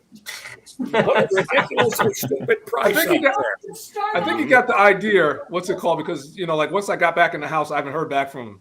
Yeah, and I'm fine with that. I'm not looking to sell a car. But then my whole thing is, when I go to sell a car, you got to be honest with yourself. I mean, a lot of people, they look and say, okay, I put this much into the car. I did this and did that. That's all well and cool. But, to me, the payback is when you drive and you get people to give you the thumbs up, people talking about it, the stories, the questions, the history of the car and all that, and the conversation. That's big payback. Camera, right? That's big payback. So now, I don't know how much my 71 Chevelle would be worth or anything like that. Some people say, hey, you should ask about 40, 50,000 to it. But I mean, I'm like, I don't have that much into that car, no way. And I'm not going to short myself because I have a kid that needs to go to college. But the whole thing is that people need to be honest. And I mean, you know, the problem is, I tell you what the problem is. The problem is that Meekum and Barrett Jackson, all those the TV shows. Yep. They're the problem, because when Ray, you remember the one ad press? Oh yeah. One ad press was a card catalog. You get it from 7-Eleven, and it was $1.25. I think it reached $1.75. Yeah. And that showed every single car. It, you know, like a little ad. It got a 1970 AAR CUDA, $5,000, such and such in New Jersey, whatever. It was Pennsylvania, New Jersey, and Connecticut, New York. And that was the way we got our cars. I got so many cars. It's like the old one advertiser. Yeah, exactly. But now what happens is you got the internet. So the same guy that was happy with $5,000 for his AAR CUDA, he's like, okay, wait a second. The guy from Minnesota is like, hey, I'll give you $7,000. Guy from Arkansas, hey, I'll give you $10,000. Hey, a guy from Indonesia, I'll fly the car out and I'll give you $50,000. You know. So that's how come these cars are just going up. It's ridiculous, because between the internet and Meekum, it's I want to tell you, the normal person can't buy a car and restore it anymore. No. Okay. No. I'll tell you a quick story I heard. I was standing with some guys that actually just, I'm not going to name their names, but their car won the Riddler Award. And they're talking about a kid buying a car at Barrett Jackson. And they're like, did that really happen? And this kid apparently, supposedly the whole situation changed. So, and everyone's like, no way. But supposedly it staged some sale to some kid. I don't know. Well, here's the problem, that people see it on TV and they think their junk cars are worth that kind of money. That's the big problem. Yep. You know, people look at like a Yanko Nova go for like $200,000. It's a $75,000 car max. Yeah, and people be like, well, you know, I got a Nova in the backyard. You know, like it's not Yanko, and yeah, it got 2 extra doors, and I should be able to get $100,000 for that. You know. Yeah. You know? I'll give you $800, buddy. That's it. Hey Terry, did you get my text earlier about your friend in Connecticut? Yeah, my friend in Connecticut, he has a hopped up Volkswagen, and he wants to do fender, extend the fenders. Well, like a Beetle? No, it's what is it? Hey guys, I do have to go. Okay, Jim. Terry, thanks for the info on the Chevelle. That was cool. Well, keep on watching. It's gonna be a progression, and eventually it's gonna find itself down at 612 where that green card was done, and we're gonna paint it. We're trying to figure out a color right now. I think it's gonna be like an ox blood red. Wow. Okay. Nice. All right, just send me pictures of that failure if you want to check your. I just text them to you. Okay, right, yeah. I'm sorry. Go ahead, Louis. So, hold on. I'm looking to see what it is. He has a lot of money in it, man, and it's all hopped up. But it's a what is it? Volkswagen. Wow, look at that thing. A Corrado. I remember those. I like those Corrados. Those are nice cars. What was that, 91.3, something like that? Yeah, the 90s. Yeah. I remember doing audio systems in those. They But weren't anyway, around long. Do you know anybody around that area that might be able to put the fenders on it? He Yeah, wants we'll to mold talk, it. man. You know, I might tell them to go to 612. Yeah, he wants to mold it in. Not. Oh, so wait a second. Are they fiberglass? No, I think they're metal. We'll talk this weekend, and we'll find out. Yeah, if worst comes to worst, we'll have them go to either Nelson Rosado, which is right around the corner, or either 612. Okay. Yeah. What part of Connecticut is he? I'm not sure. The Puerto Rican section. I Waterbury? didn't know they had that. That would be Hartford. All right, there it is. That's neat. Oh, he's got one of those. Okay, cool. Yeah. That kind of nice. replaced the Scirocco type thing. I like the Scirocco too. He has his suspension all redone, motor, it's all hopped up. That's like a GTI, right? Or something? Yeah. Like the Rabbit or something like that. Yeah, it's all the same kind of same body. Hey, Yeah, I but let get me know. off. I'm exhausted. All right, Scott. We'll see you guys next week. Go ahead, Scotty boy. Yeah. Take care, Yes, sir. everybody. All right, take it easy. Oh, see ya. We'll talk. Lewis, we'll talk. What's it called this weekend? Sometime like that. All right, and we'll get it right. Yeah. Because he's, one of my running partners from back in the day. He was like the heavy. Oh, he's the muscle, huh? Yeah, but he's only this big. Yeah, those are the guys. Those are scrappy guys you don't want to mess with. Man, look, he'll tear a whole bar up. Yeah, that's a guy you want to have on your side. Oh yeah, his nickname is Pepe. So I tell people, I was like, man, don't make me call Pepe, and they're like, all right, man, you ain't gotta do all that. I get Pepe's card. I know, right? Why you gotta go there? Why you gotta play that card, man? Yeah. Hey, I'd like to thank Ray and Brian for giving me the information on my alternator, because I got my parts and I put it back together like I knew what I was doing. And it works? I don't know yet. I didn't put it back on the car. That's the part until it works. Yeah. Yeah. Well, that's what we're here for. You know that. Hey, Ray, I'm looking at the control arm. It looks like, well, the control arm didn't break. It was just the centerpiece. It was the adjuster, the adjuster piece that holds the two ends together. Yeah. I mean, it doesn't matter what breaks. If something breaks. Yeah, it really doesn't. Yeah. Was it out extended that far or no? No. Okay. They weren't. Because the other side, man. You can actually see. I don't know if you can see it in those pictures, but it actually did bend. And the one on the other side, I still have that one in one piece, and that you can see that adjuster is bent. It was a metallurgy on that threaded piece. That's why I took a picture dead on. You can see that center section of metal. It wasn't, it wasn't formed right. It wasn't. No, it looks like it was filled in or something like that. No, it's bad metallurgy is what it is. So. Wow, if that was solid, you wouldn't have the problem. Right. Exactly. But I wanted adjustable, so I wanted to make sure I could set the pinion angle height right, Did you see that new, I don't think it's new, but that app that you can get from, what is it, Tremec? I used it. That's what I used to set my drive line up. Yeah, I used it on, that's how they have you put it under the oil pan and then run it. And then you put it under the transmission and run it, put it on the drive shaft in the front, run it, drive shaft in the rear, and on the rear end, and it does all the calculations, and it tells you if you're in the green zone or how far off in degrees. Well, here's the question. So now, because on this one it says go to the drive shaft, right? And I'm sorry, go to the rear axle. Well, no, hold on, the transmission first. They have you start at the oil pan because they want to make sure the engine angle is right too. Now, are you going to the oil pan or are you going to the transmission? I started at the engine oil pan. Wow. Okay. Then went to the transmission. And then the front yoke of the drive shaft, the rear yoke, I don't remember having to do mid-span, and then the rear end. So the adjustments will be just in the pitch angle. You can't. I mean, other than just a few shims on the transmission, that's all you can do. Well, it also lets you know, if the engine and transmission angle is wrong, because it could be so far out that you can't get the right angle with just the rear end. So. Right. I was lucky. Mine came up green first shot. I was like, oh, nice.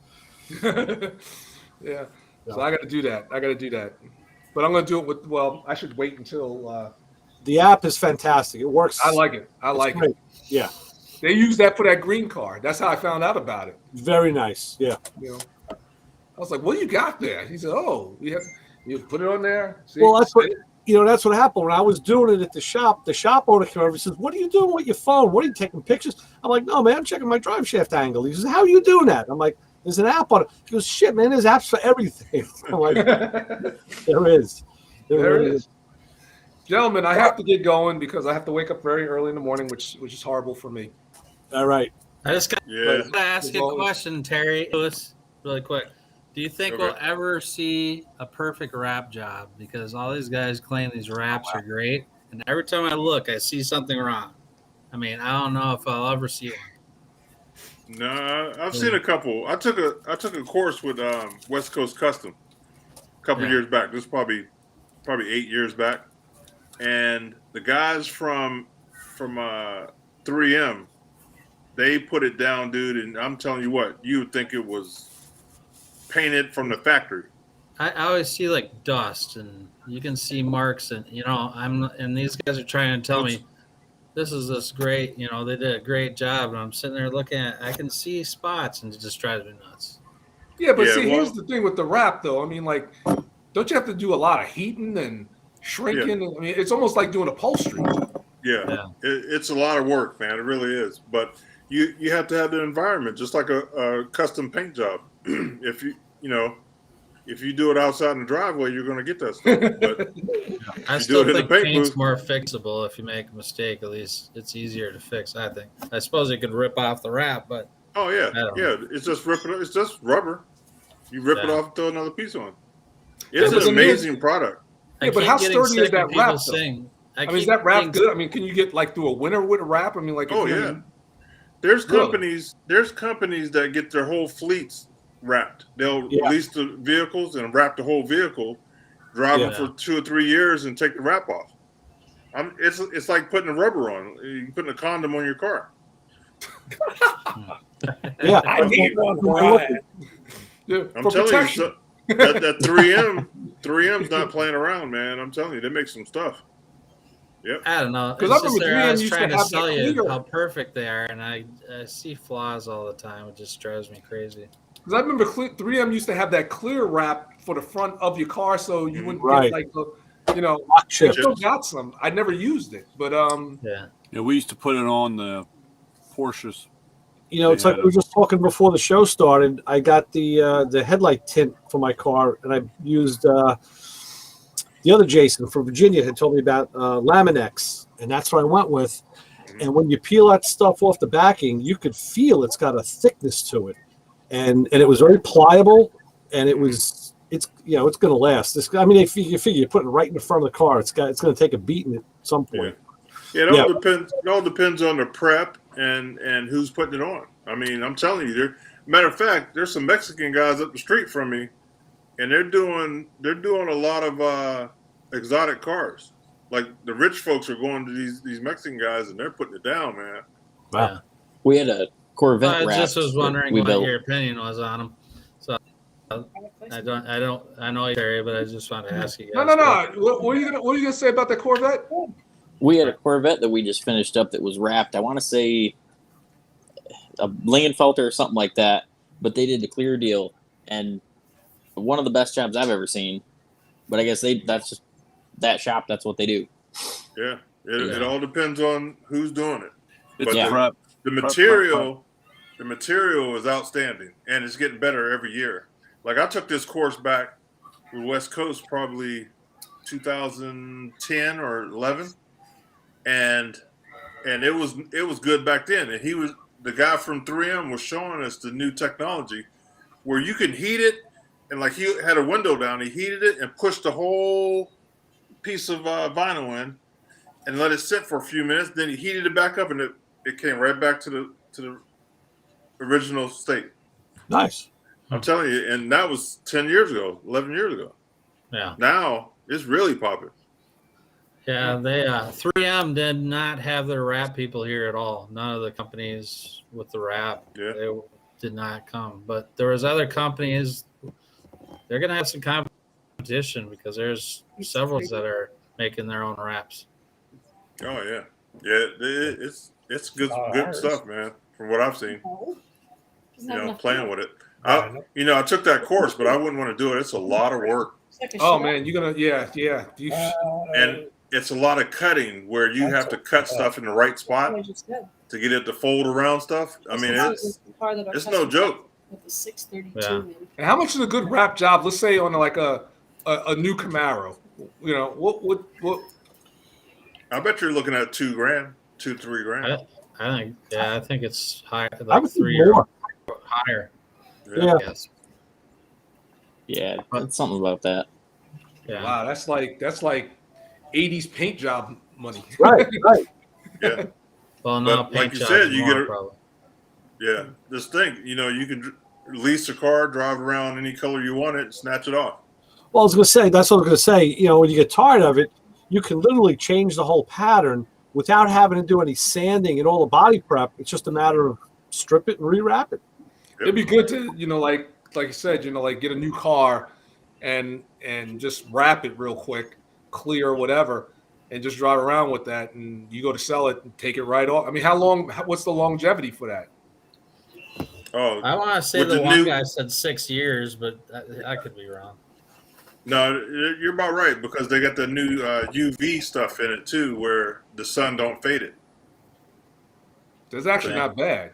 I'm telling you, man, a lot of companies are wrapping their fleets. You think about that. I mean, like, what's it called? You do that like a couple of times. You buy yourself a new car, wrap it like, after 12 years, you pull that stuff off. You got brand new paint. Yeah. Mm-hmm. Right. You True. know? Yeah, it's pretty durable. Yeah. Yep. And you can, like, there's some, I don't know about the 3M, you can buff it. I don't know. Really? Yeah. Yeah. That's what this one company is showing. You can buff it. I mean, it's a coating. You can probably do a whole bunch of stuff with it. Yeah. Yep. I'm telling you, Mexican dudes up the street, they ain't playing, man. They're putting it down. I'm not calling them Mexicans because they're Mexican guys. I'm not saying that. Well, are they Mexican? They're fine. The ones I know, the ones I know work hard. Mechanic. They work hard, the guys that I know. Yeah. And that's what I told Ed. I said, you just need to hire a bunch of Mexican guys, because then you'd have people that work hard in your shop. Yeah, they don't play, man. I'm telling you. Yeah. I'm still so upset that I'm not at SEMA. Yeah. I really tried not to look at Facebook. I was like, man, I'm not going to look. I'm not going to look. Hearing that about 20 minutes ago, I heard a bunch of Lambos running around. Yeah. They're out. You hear that? Woo! Where are these people getting the money to? I mean, a Lambo is like almost like an everyday car now. I see. Like back then, man. I mean, like I don't remember seeing a Lambo like in person outside of a car show for maybe the first 16 years of my life, man. Yeah, they're out there. Terry, where's all the Coke money going? Into those cars, because that's where they're getting their money. Wow. I don't know. I have no idea. I can't dispute it. $300 car. In the ceramic coating booth, they had a $3 million car and a $1.5 million car. You couldn't give me that car. I'd be like jumping that car over train tracks. I'd be doing all kinds of things. Make sure it worked, right? Yeah. I'd be looking like Ferris Bueller when the parking attendants got that car. Ferrari. You spend that kind of money, you want to make sure it do what it's supposed to. Yeah. And if it did, then I go get another one. Right. That was my beater. Well, hey, listen, over in Dubai, they break down in a Lamborghini and they'll leave it on the side of the road. A guy at work, he says that he's from what's it called? From I guess an area from there. He goes, Terry, it's unbelievable. These guys are just like what's the one car that's ugly as hell over there? Bugattis. And he says, they just get a flat tire. These guys just leave them there. Yeah. I was like, really? He goes, the junkyards are full of Bugattis, Ferraris. I said, how can we get our hands on those, man? I got to connect over there, and I almost had some promotion stuff going on over there, but the COVID hit. So we need to get those connects and fire that back up, man. Yeah, I'll tell you, COVID really jacked us, man. Yeah, we're home. Yeah. We're home. Yeah. We're supposed to be out in Las Vegas, like what's called watching Mike get hit on by these elderly women like he did back in 2019. Yeah, right, right. We know the real story, Terry. I don't know what you're talking about. Hey, the Cougars were after him. I say it before and I say it again. In my defense, she was the better looking out of all of them. The old lady. Well, here's the funny thing, there's so much that's changed around Circus. There's like new buildings. I mean, bigger casinos. Stadium. And I'm like, I wonder if the pepper mill is still here, and it's survived. It's sitting in the middle of everything. I'm surprised stay in business, especially with the amount of portions they give you. I still can't believe that nacho bowl that Lewis got that one year. I thought somebody was playing a game on me. They brought this. Look, I'm gonna show you. This nacho thing was this big. She came out with a plate this big. Wow. At least that's kind of small. And that's how hot. And it was like and it was stacked. It was high. I thought they were playing a game on me. I was like, man, who bought this, man? And it was like, no, just serve regular servings. I was with you. I was looking for Alan Funt to come out or something like that. Candy cameras. What did they charge you for that nacho bowl? It wasn't expensive. It was the appetizer. It wasn't that much. Really? Yeah. Wow. Yeah. I think we Ed all wanted a bucked up side because that salad, was and they bring out a huge plate of salad, and I'm like, whoa. Wow. That was like the one year we were at Jimmy Buffett's. At Jimmy Buffett's, and you got your mountain of nachos, volcano thing, and it was the size of that. Oh my god! It was just me and the wife. We get appetizers, and that was like we had ordered the whole rack of everything, not knowing. They come out and this lava thing of cheese coming all out, and it was the size of that, and I was like, "Holy crap!" Like that's like a whole meal and a half for 3 days, Yeah. With a pepper meal, it inside is like a old 70s strip club. I would even say 50s, man. You know what reminds me? It reminds me of that show back in the day. What was it called? Mad Men. Yeah. The interior of that. You got shag carpet and they haven't changed anything. It's like it's like the inside of I Dream of Jeannie's bottle. Yeah. We sit down carpet on the walls. we sit down in the booth last night, with Ed, and he puts his arms up on the chair, and he's like, "Wow, this stuff feels like a towel or something," because it's just like velvet, What is it, velvet? I'm telling you, it's an old strip club that they turned into a restaurant. Some of those, I'm sure those chairs could tell stories if they could talk. But good food, man. You might not want to look too close at that stuff. Yeah, don't go in there with a black light. No. What happens in Vegas, gross. man? You'd probably find yourself if you took a black light in. Yeah. But they got good food, man. You gotta stop. Yeah. A couple years back, remember Junior Seau? Yeah. Played for the Chargers. Oh yeah, Junior, 55.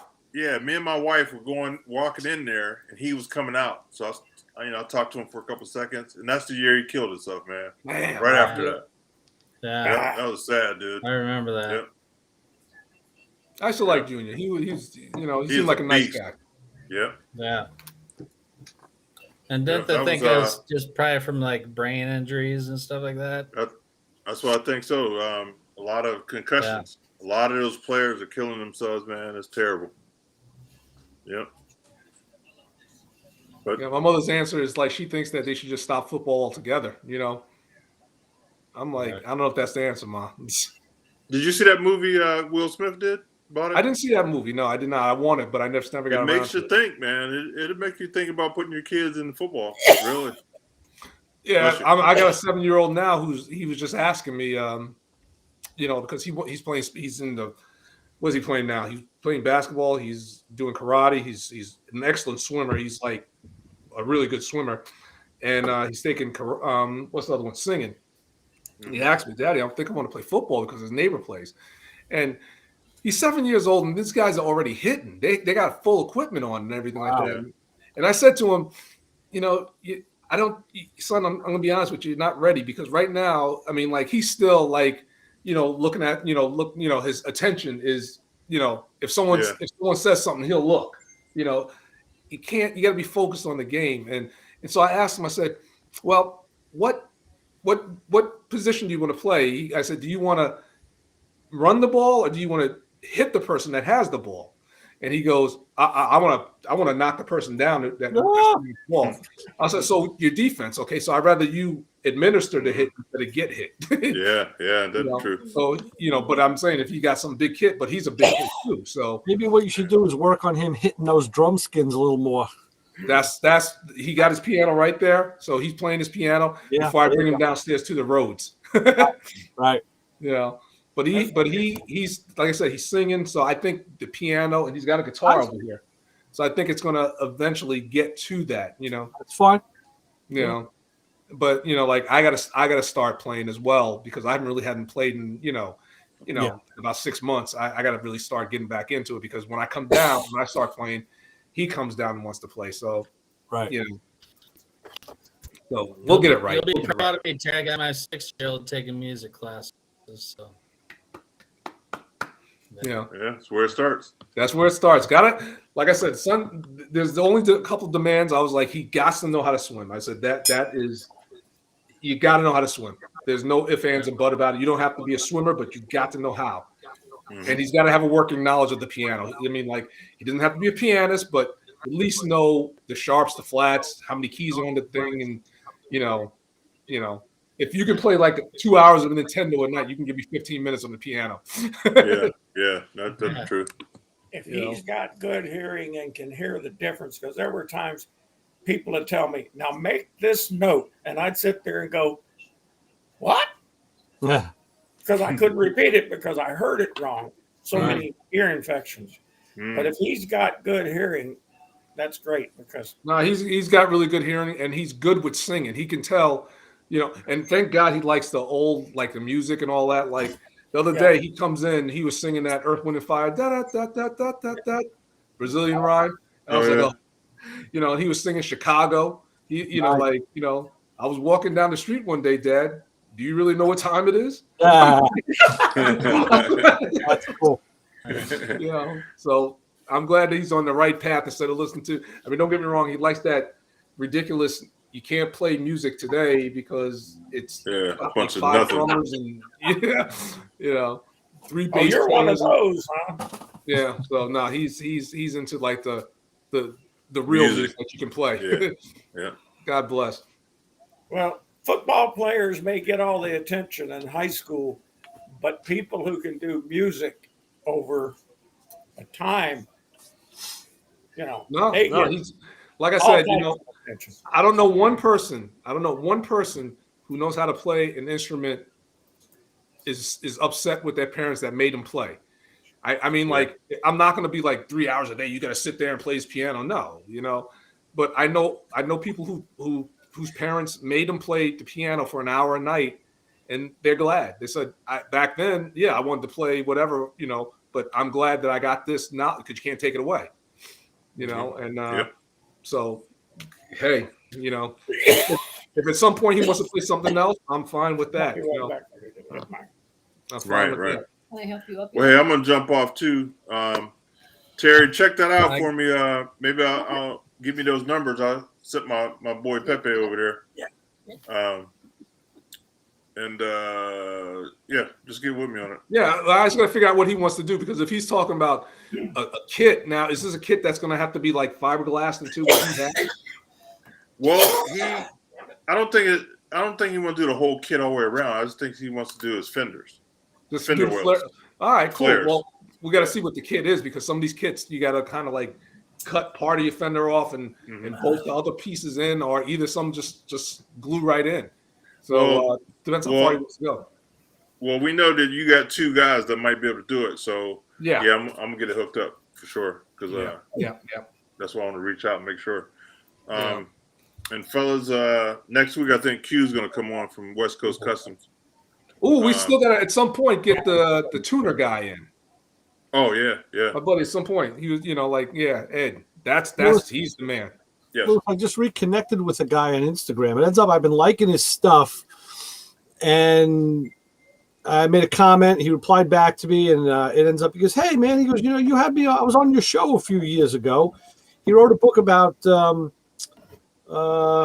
it was the G-Body book. Yeah. And it ends up he works for Holly Performance. Okay. Nice. All right. So I'm going to try to get him on a radio show, and we'll see if we slide him into here, too, and talk about he's building his name is let me see if I wrote it down. It's the thing that looks like a gremlin, I think. Is no, the underscore gremlin underscore the gremlin shaped object is his Instagram name. Okay. And he's building a gremlin and with like a tube chassis, and it's a full-on build. So he's into some cool stuff. He's a young guy. So, okay, cool. Yeah. Mike, appreciate you coming on letting us know what's happening out there in the city. Yeah. I'm busy. Yeah. Day and a half more. And Papa Squirrel, he's the man on the streets. I'm still here, but I'm leaving Saturday morning. So I was going to ask when you're going to leave. Now, hey Terry, we should fly out there for the Lowrider show next week. Vegas? Yeah, it's next week. Well, like I said, let's talk about that. I mean, it's not going to be SEMA, but maybe a couple days. Maybe go out a couple days. I'm hurting. Yeah. Lou's trying to make himself feel better. Let's go out for the 2 days. Lowrider show. Just do it. Yeah. well, if you Oh, want man. to see my pictures, just go to carshownashville.com. I have if you look on the left side, it's a SEMA page, and then I have all the pictures I've posted on there. So I'll probably have about, when I'm done, I'll probably have about 3,000 to 4,000 pictures on there. Sweet. I'm so upset with myself. Hey, you guys go ahead and kick off the after show, but Daddy has to go to sleep. Will do. I'm going to have to head on out myself. Yeah, I All got right, to see you call guys my son. later. Take care, gentlemen. All right, See you, Terry. Terry. All right. All right, guys. See you. Thanks, Lewis. All right. Oh, yeah. It's been a long day for me and the old lady, and we think we're going to kick off OLE, dear, not old. Yeah. He's just tired because I made him carry all the tools I bought. Oh, there you go. That'll do Yeah, it. about $1,000 worth of tools. Well, better $1,000 than 1,000 pounds. At a point. Well, the rest of it's being shipped. So. Oh, there you go. Speaking of that, Brian, I was looking. Clay is out there. He's got a new tool venture that he's doing. He's got a new business that he's getting involved in with tools, and he's doing a bunch of videos out at SEMA. And he, with the majors, but he was showing some of the Vim stuff. Really, really nice stuff. I mean, I bought a pair of pliers from Snap-on. They're electrical pliers, small, maybe 6-inch. Got them a few years ago, and they're made by Vim. So he showed the Vim. I'm looking at it saying, those are the Snap-on strippers that I bought. Except instead of red handles, they're green. And Vim does a lot of stuff for us. We have a lot of them. Nice A lot tools. of them. Yeah. That Vim stuff is real nice. Yeah, we have. They do a lot of our. I just actually They do had oil filter wrenches too. I think they do a lot of that. They do the oil filter wrench pliers. Yeah, they as do well. that. They have a set of. Where did it go? I just had it. They make some really nice thin wrenches. Yes, he was showing those yesterday. Yeah. Thin wrenches. They do a lot of our. Actually, I just took them before the show. I took them out to the truck, but they do a lot of our small bits. Yeah. Yeah, he was showing a couple sets of the real small, shallow bits. These are it, and then the newer ones. I don't know if I have one down here, but it's got where it plugs into a ratchet. So like the instead of having a 1/4-inch drive, it's got I think it's a 8mm or 5/16 hex, so that you could use that on a wrench, but it actually snaps into a ratchet. He showed a So tool that was like a multi-driver. If you put a bit in the end, you could put a T-bar in it, make it like a T-handle out of it. Yeah. The other end was was like a female driver. It was a multi-purpose tool. You could put it would ratchet. Pretty cool. A lot of cool stuff. This is an older version of very similar. It was a handle, and it had a T handle, and then it had a whole bunch of different drive ends. Yeah, they seem to be known for that. Yeah. Yeah, we did. That was an earlier version. Something very similar to that. This one actually. Yeah, I think this might be Vim. I haven't had a look. This one's Vim. This one's a Vim one right here. Right. The smaller one. Yeah, and then today he was in the with the Lang guys, Lang tools. Yeah. They had a couple new innovative things too. A little hand palm driver. that they used. Yeah, we have a little bit of their stuff. We have a lot of them stuff. There's you guys see some of the brake pad spreaders, the Lang brake pad spreaders. Yeah, we have the they had brake the one pad. for the single or the Have you seen the new hydraulic one? I don't have one. I've sold, and of course they're on intergalactical back order, and I don't know when I want to get more I haven't in. seen the hydraulic. I know there's the one with the handle that you can pump. Well, that's Lyle. That's The one that's gray or whatever, that's Right. Lyle. That's gray. And Yeah. then the Lang one has It's orange. 2 pads and it has a ratcheting in the center. We had one of those at the shop, and I said, let me use it while it's here because it wasn't mine. And I always had one's a right-hand drive, one's a left-hand drive. So I always had to fiddle with that thing first to make it do what I wanted it to do. And I said, how long does it take before you just know what this thing does? I didn't get there. Yeah. Hey, I still take ratchets and dry turn them to make sure where they're going to go clockwise counter. If not all ratchets are the same, Papa Squirrel. They're really not. I know on the snap-on ratchets, I don't know about the others, they have an on and an off. Mm-hmm. So, and of course, I told the guy at the shop one day, I said, make sure at the end of the night you turn all your ratchets off. Because what do you mean? I said, right here, you got to put that switch in the off position and make sure they're off so that they're waiting for you in the morning. They'll be live. It was funny. It was funny. I sold a guy a ratchet, so I don't know. It was sold him a ratchet, and it was a couple of months. I don't know, maybe a year later or something like that. He had broken the pawl, and I needed to rebuild it. Yeah. And so I take it out to the truck and go to rebuild it. And when I took it apart to clean it up, he had engraved on off. Wow. On the thing, and I just right. And I went in and I asked him, and he's like, well, the snap-on one has on off. And I was like, well, do you turn it off at night? And the look on his face was like, do I need to turn it off? And I'm like, yeah. So why else would they put it on there? Yeah, I know. It was crazy. They did show, I think it was Vim. It was a little chrome ratchet, again, with all the different bits and drivers and stuff. And the guy made a big deal out of showing how on top of the ratchet, it was a serrated wheel that you could just turn.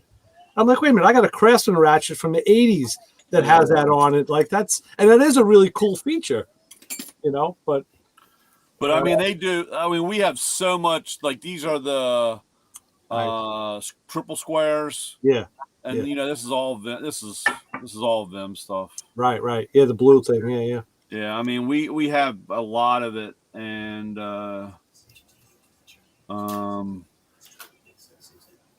I sell it like they have. I don't have any down here, but extra long torque, screwdrivers and so forth. I mean, we have a lot of them. They're good stuff. Good guys to deal with too. I mean, okay, yeah.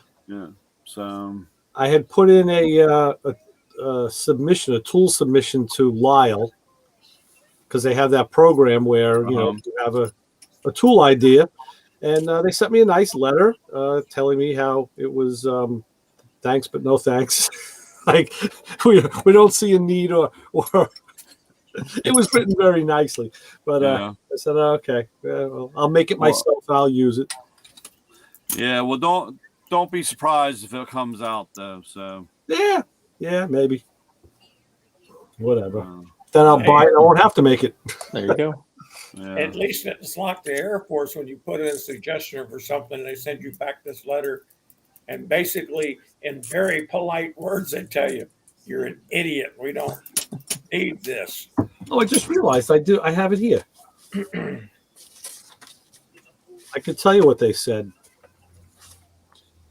Receive your above identified idea disclosure agreement.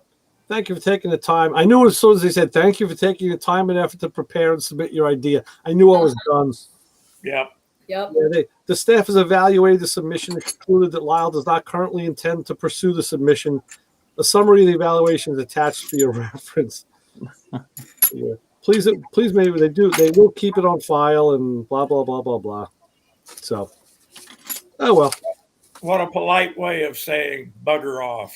Well, I guess at the end of the day, there's going to be money spent because you got to do R&D. You got to make a prototype. Everything. Then I guess you have to see if it's going to sell. I guess you do I don't know how they do that. I don't know if they, put new stuff in the hands of certain people to see if there's a need or a want or whatever. I don't know. Yeah, normally you have to do all that.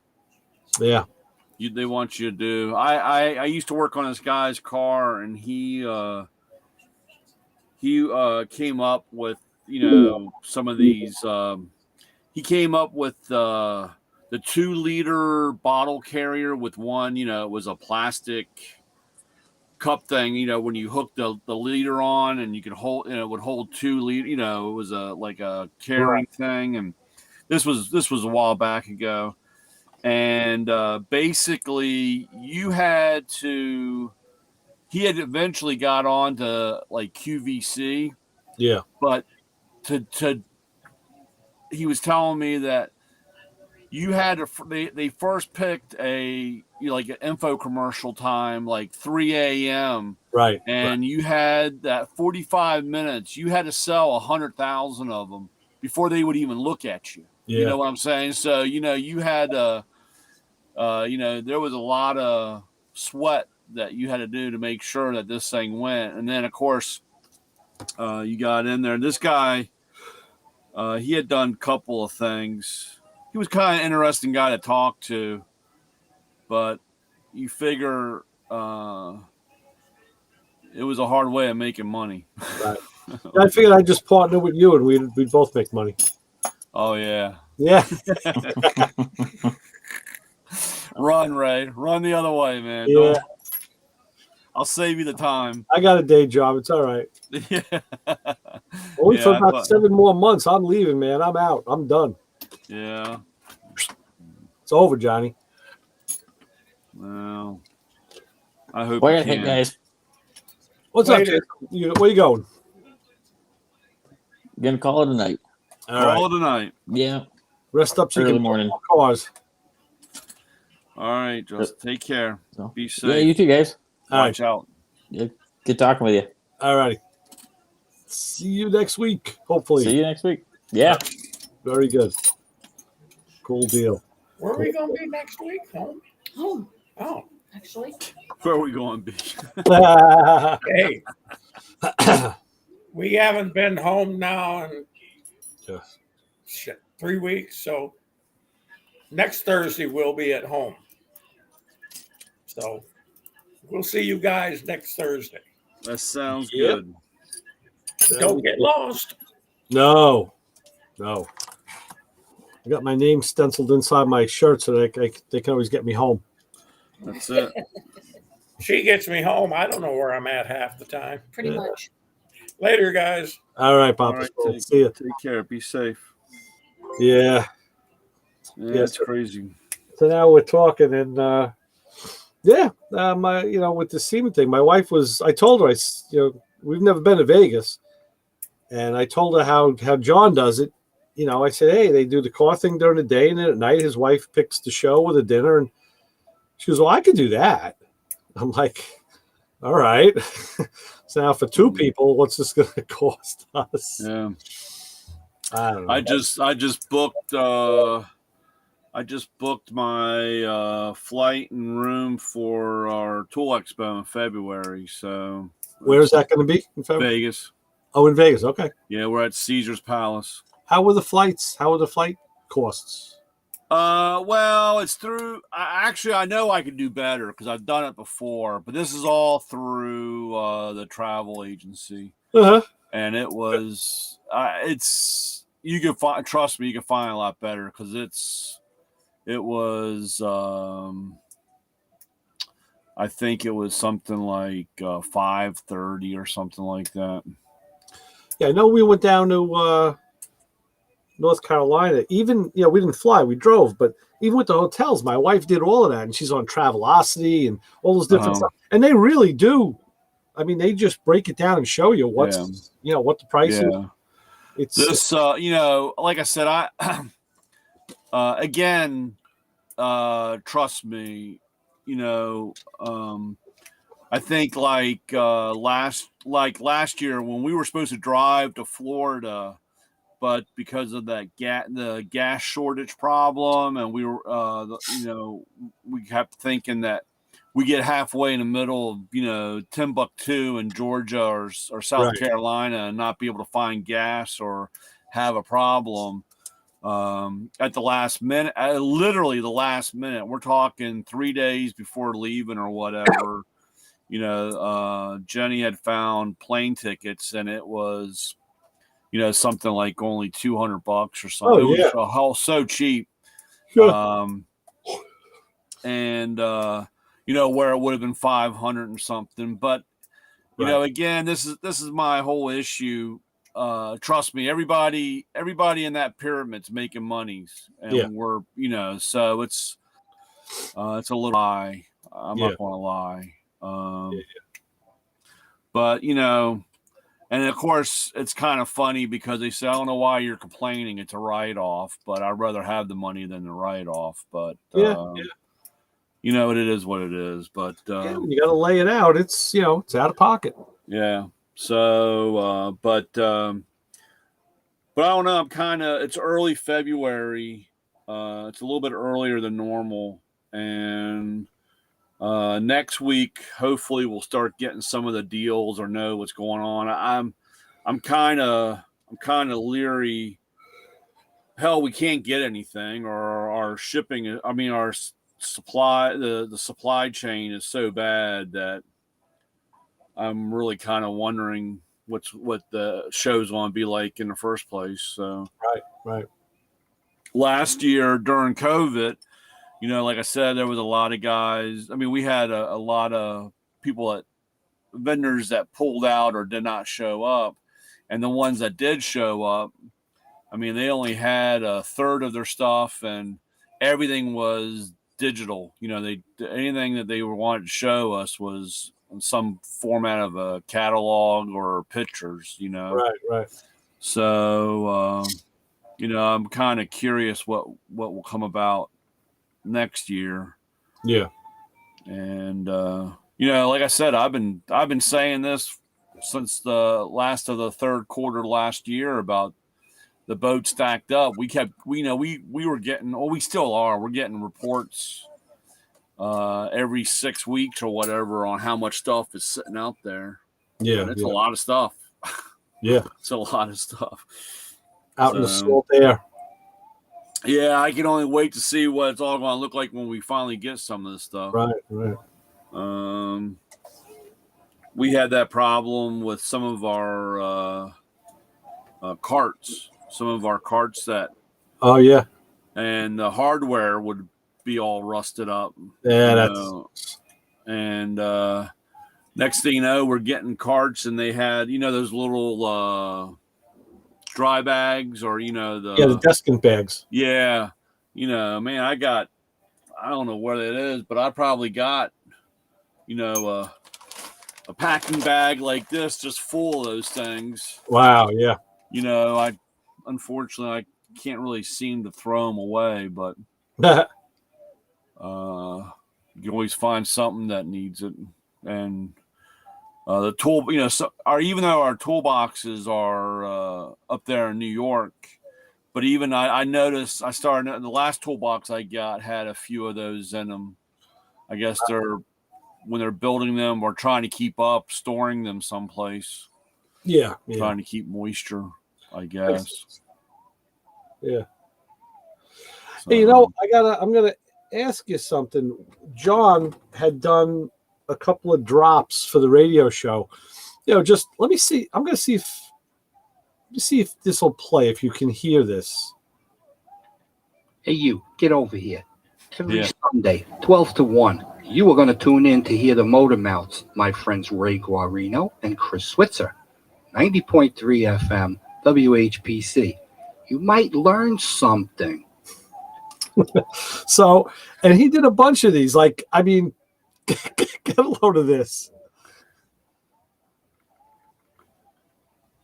There's a little second. A word to the wise.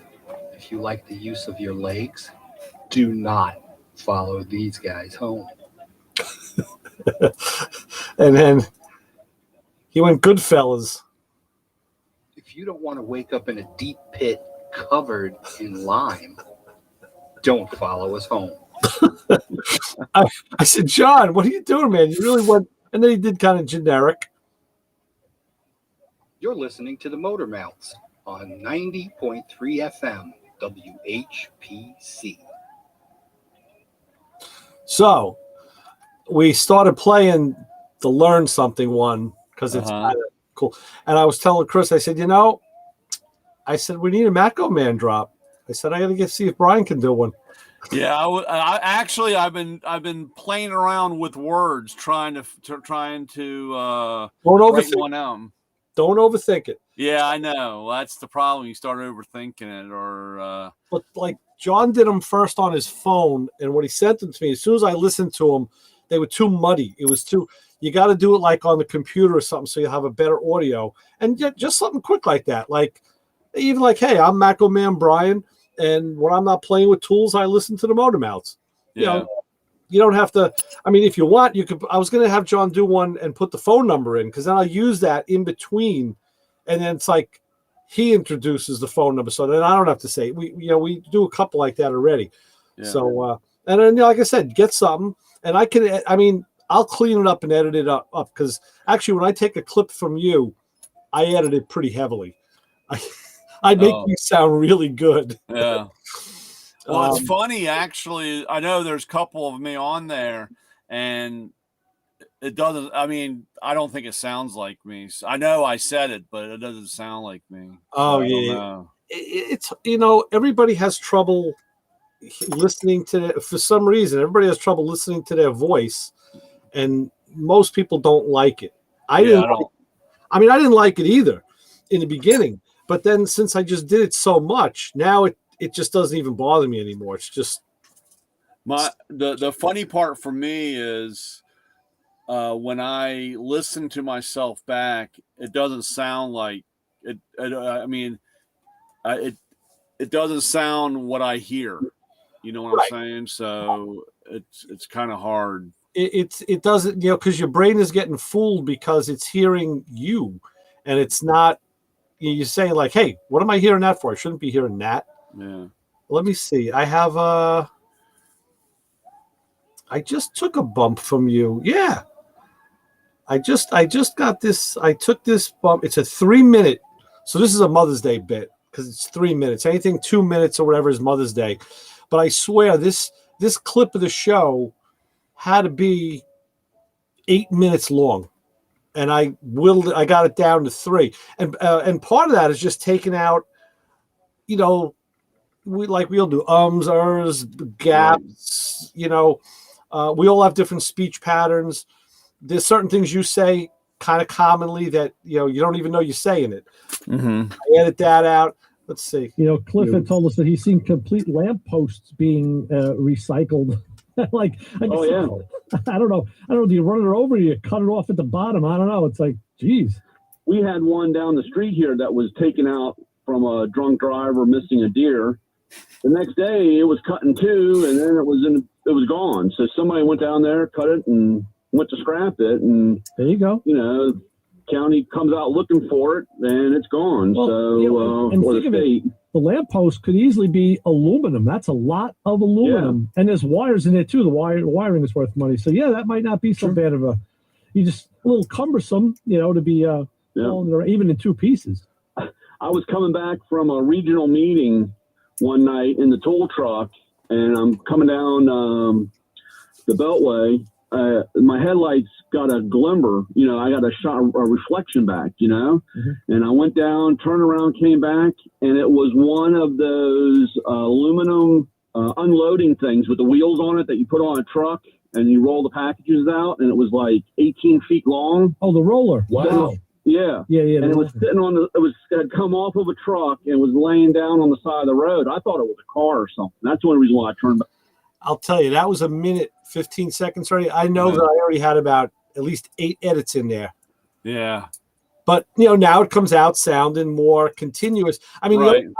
the only time you can't edit, the only thing I can't take out is when like two people, like I did, where you talk at the same time. Yeah. There's no way. I don't know how you edit it with Chris. Oh yeah. Well, it's kind of the same thing. Yeah. The good thing is Chris, being classically trained, has a great vocal pattern.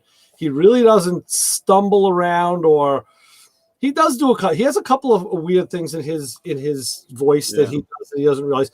And the beauty is when I open it up in the editor, you're looking at that big sound wave, and you can keep it's like working with a scope. You can keep changing like the time base to broaden it out. So Brian, I could put my thing between two breaths and just slide over and bang, cut it out. You can literally. And I try I've tried a couple of times, making a call out like that. And it, like I said, when you think about it, that's when I screw up. Oh yeah. But if you like that phone call about the drunk missing a deer. Yeah.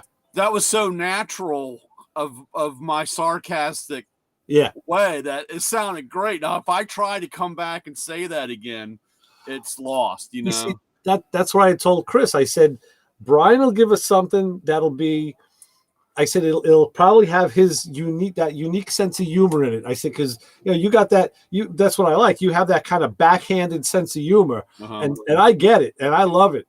But it's got to be like the right time temp. It's got to be the right formula, because it doesn't work. You can never force that stuff. It's got to be. And you can't. Like I said, if I try to, that's why my district rep Andrew, when he rides with me, it's funny because I'll be on a roll with a customer or talking, and he'll start laughing because I'll say something in there and it goes over everybody's head, and he's like, "Man, you just deliver that line so good." But if I try to go back and do that again, it'll never happen again. See, that's kind of the thing that we do up here all the time. The Jersey guys do it, and a lot of guys from out of state, they just don't. They look at you like, huh? What'd you say? And it's like, we just do it so naturally. And then everybody grew up busting everybody's balls. So it was like kind of like that's how you had to talk. You had to be fast. And if you weren't, you were dead. Yeah, you got handed to. Yeah. Yeah, no, I've been playing around. Like I said, I've been writing out a few things and trying to make it a good flow or whatever. And like I said, I guess really I should just hit the record button and just let me talk for whatever, and then you could take it. My suggestion would be, don't script it. I mean, in your head, like I would say, only script it to this level. Like if you want to say this, you want to use the show name. Okay. If you want to use the station ID, you can do that. If you want to use the phone number, that's fine too. And then just say something about yourself. That's really the thing, because we want to showcase the guy who's doing it. Like John, I want him to redo it and say, this is Chassis John. So people know who they're hearing. Right. I mean, when you have like a star, we've had them from George Barris, and we had Antonio Fargas and Eddie Munster. Those guys, people recognize their voices because they're celebrities. We don't have that luxury. No one knows who the hell we are. Yeah.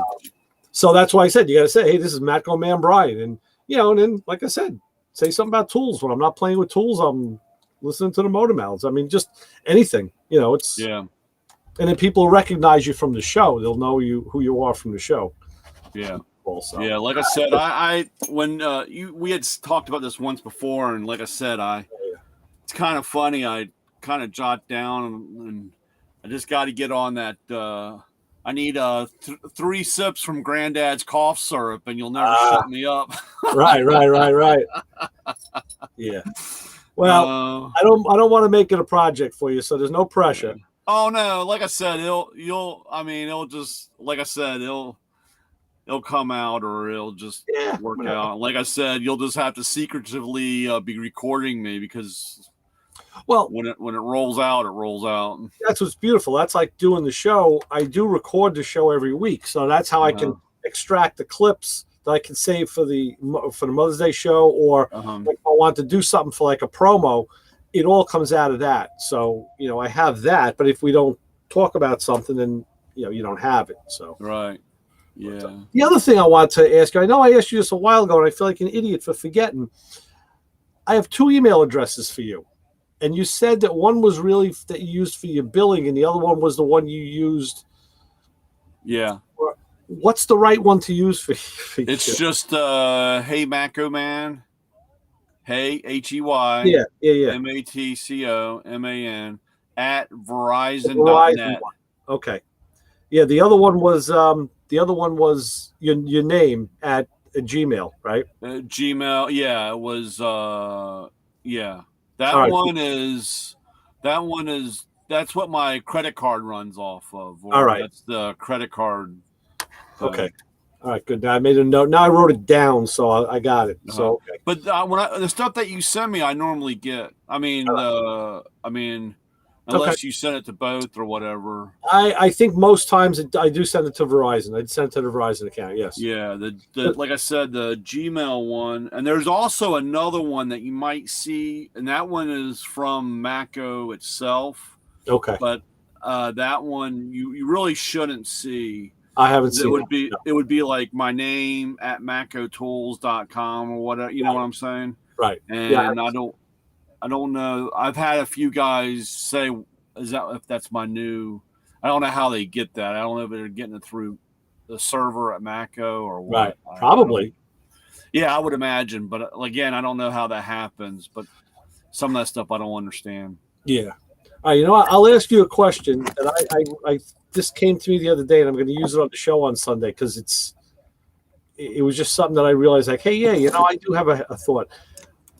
My question is this: which design of washer spray nozzle on a car do you like the best? And the 3 that I came up with were the cowl mount that was done from like the 50s and the 60s, or the wiper arm mount that GM used on the 70s, or now the current one that's the hood mount. Which one do you like the best? Well, it depends.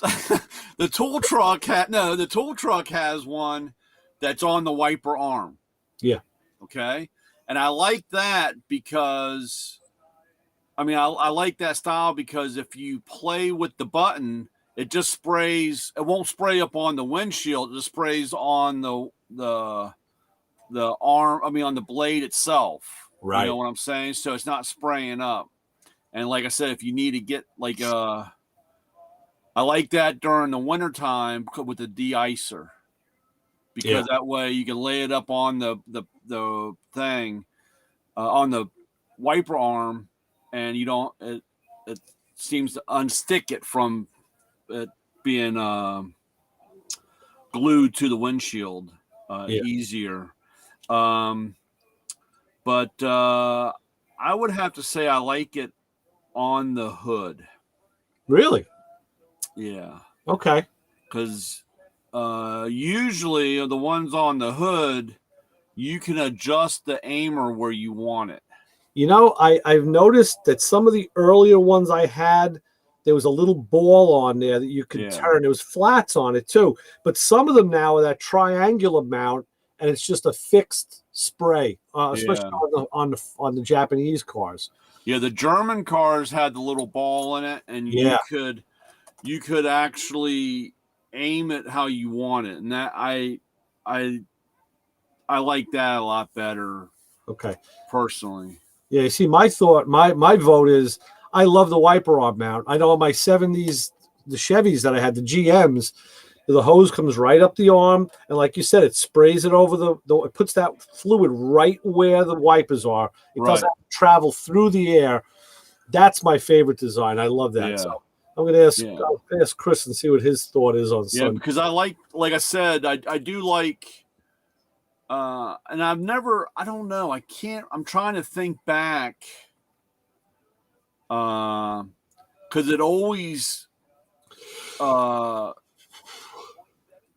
always get that cringe like the scraping the chalkboard when you hear the wipers move on dry. Oh God, it drives me like insane. And that's why I like them like on the tool truck.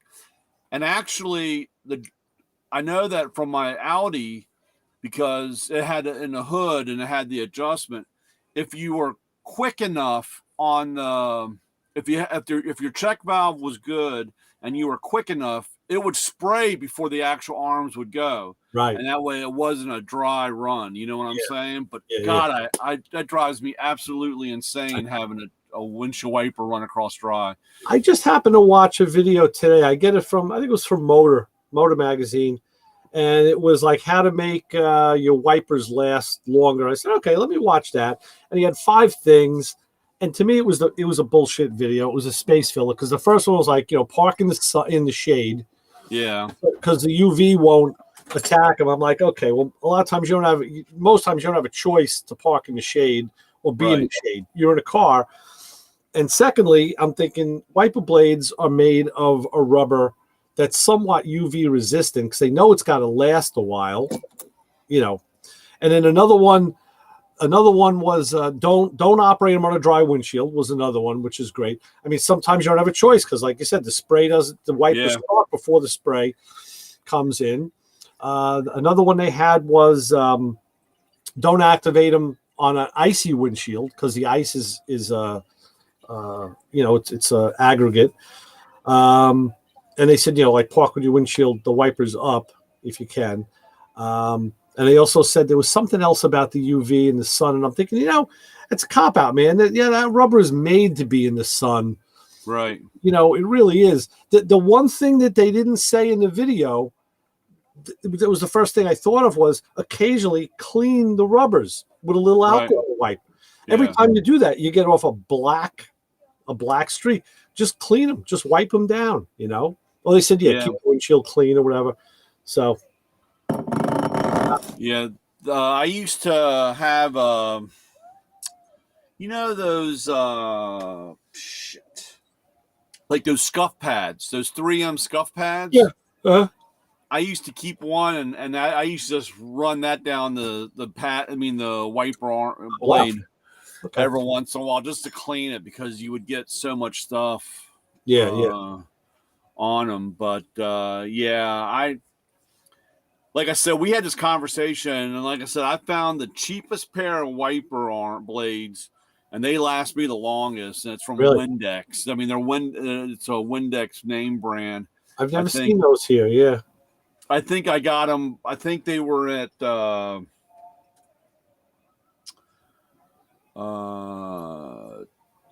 Target or Walmart or something like that. Mm-hmm. And they're the one. They last the longest. The problem I have with the tool truck, the windshield's so big, and I guess the heat.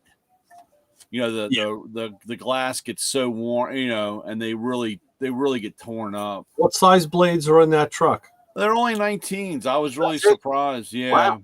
I had a minivan that had 24s in it. Yeah. Jesus. I could probably actually that was like my F-350. I think they only had like 19s, but I have like I started playing around and I got like 22 on one and a 20 on another or something. And it made it, I didn't really think it would make that much of a difference. Yes. But man, it really made a big difference. I did that once years ago by accident. I think I couldn't get the size I needed, so I had to get the next size up. And I said, wow, it worked. I said, why didn't they do that from the factory? I mean, it could definitely take a bigger blade. Yeah. And my FJ has like 2 16s and a 14 in the front. It's like a 3. Like they're like little babies.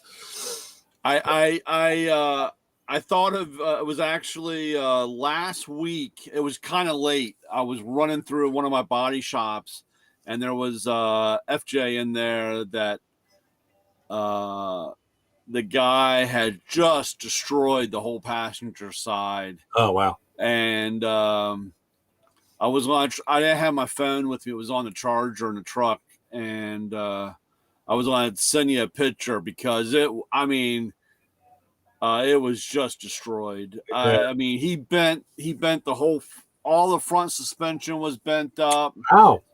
It was missing half of the front fender. The door was gone, and it had a little ripple in the back quarter. And when I was in there Monday, they had the body work. I was really surprised they had all the body work done, but he had the whole suspension dropped out. They were waiting for a couple pieces to come. You can get the front fenders for that truck for like $99 a piece. Really? Yeah, because I was looking into it. One of mine had a dent, and I was asking my buddy at the shop who sold me a truck. I said, "Listen," I said, "if I have you guys fix this dent," I said, "should I do that or should I just buy a fender?" I said, "The fender's like $99. You know, it's like ridiculous. You can't get a fender for under $100. You know, but it is small." And he said, "You know what?" He goes, "Yeah, normally I would say get the fender."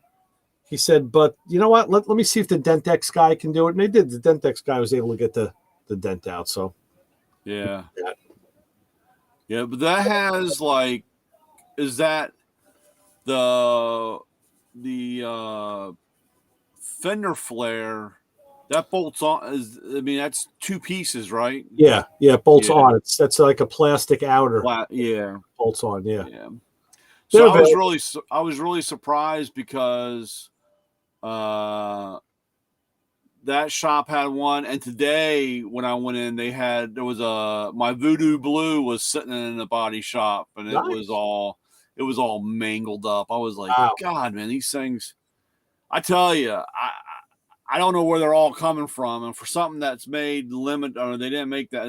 There's a shit ton down here, dude. I see a bunch around. Yeah. There's a woman a couple blocks away from me with a Voodoo Blue one, and like occasionally, like this week already, you know, we come out of my block. I turn onto another block, and then I'm at a light to go onto the highway, and then I get up on the parkway to go to work. So it was like one day this week, I came out, I was right behind her. Then another day, boom, she was right behind me. And this morning I came out, and she just made the turn at the light, and the light changed, so I didn't get to follow her. I was like, we're on the same schedule. Yeah. So I was really surprised. And it's funny though, because at my Toyota dealership, in all the times going in there, I've only seen like maybe one or two in the actual shop being worked on. You know, it's funny when I asked my buddy, a buddy has a repair shop. He does a lot of volume. And when I was thinking about buying one, I said, "Hey, Barry, what do you think about the FJ Cruiser?" He goes, "What's that? That's a Toyota, right? That funny looking Toyota?" I was like, "Yeah." He goes, "I don't know." He goes, it's Toyota." I said, "Well, you know, what do you think like repair wise?" I said, "I'm thinking about buying one." He goes, "I never see them." I said, he says, "I never get them in here." I goes, "I don't think I've ever had one in here." He goes, "So to me, that means it's good because people aren't bringing them in to have them worked on. So they must not be breaking down." And and he was right. That was a good assessment, I thought, because he sees a lot of different vehicles. Oh, you guys at Toyota, whoever you asked about that, remember I was looking for the vacuum support, and he said to go into the brake booster. Yeah. That guy better start learning the Toyota line. That truck doesn't have a brake booster. Oh, really? It's got like an electronic braking. Because I actually looked at it the other day. I opened the hood and I'm like, there is no booster. It's got like that electronic, like, you know, the electric booster thing.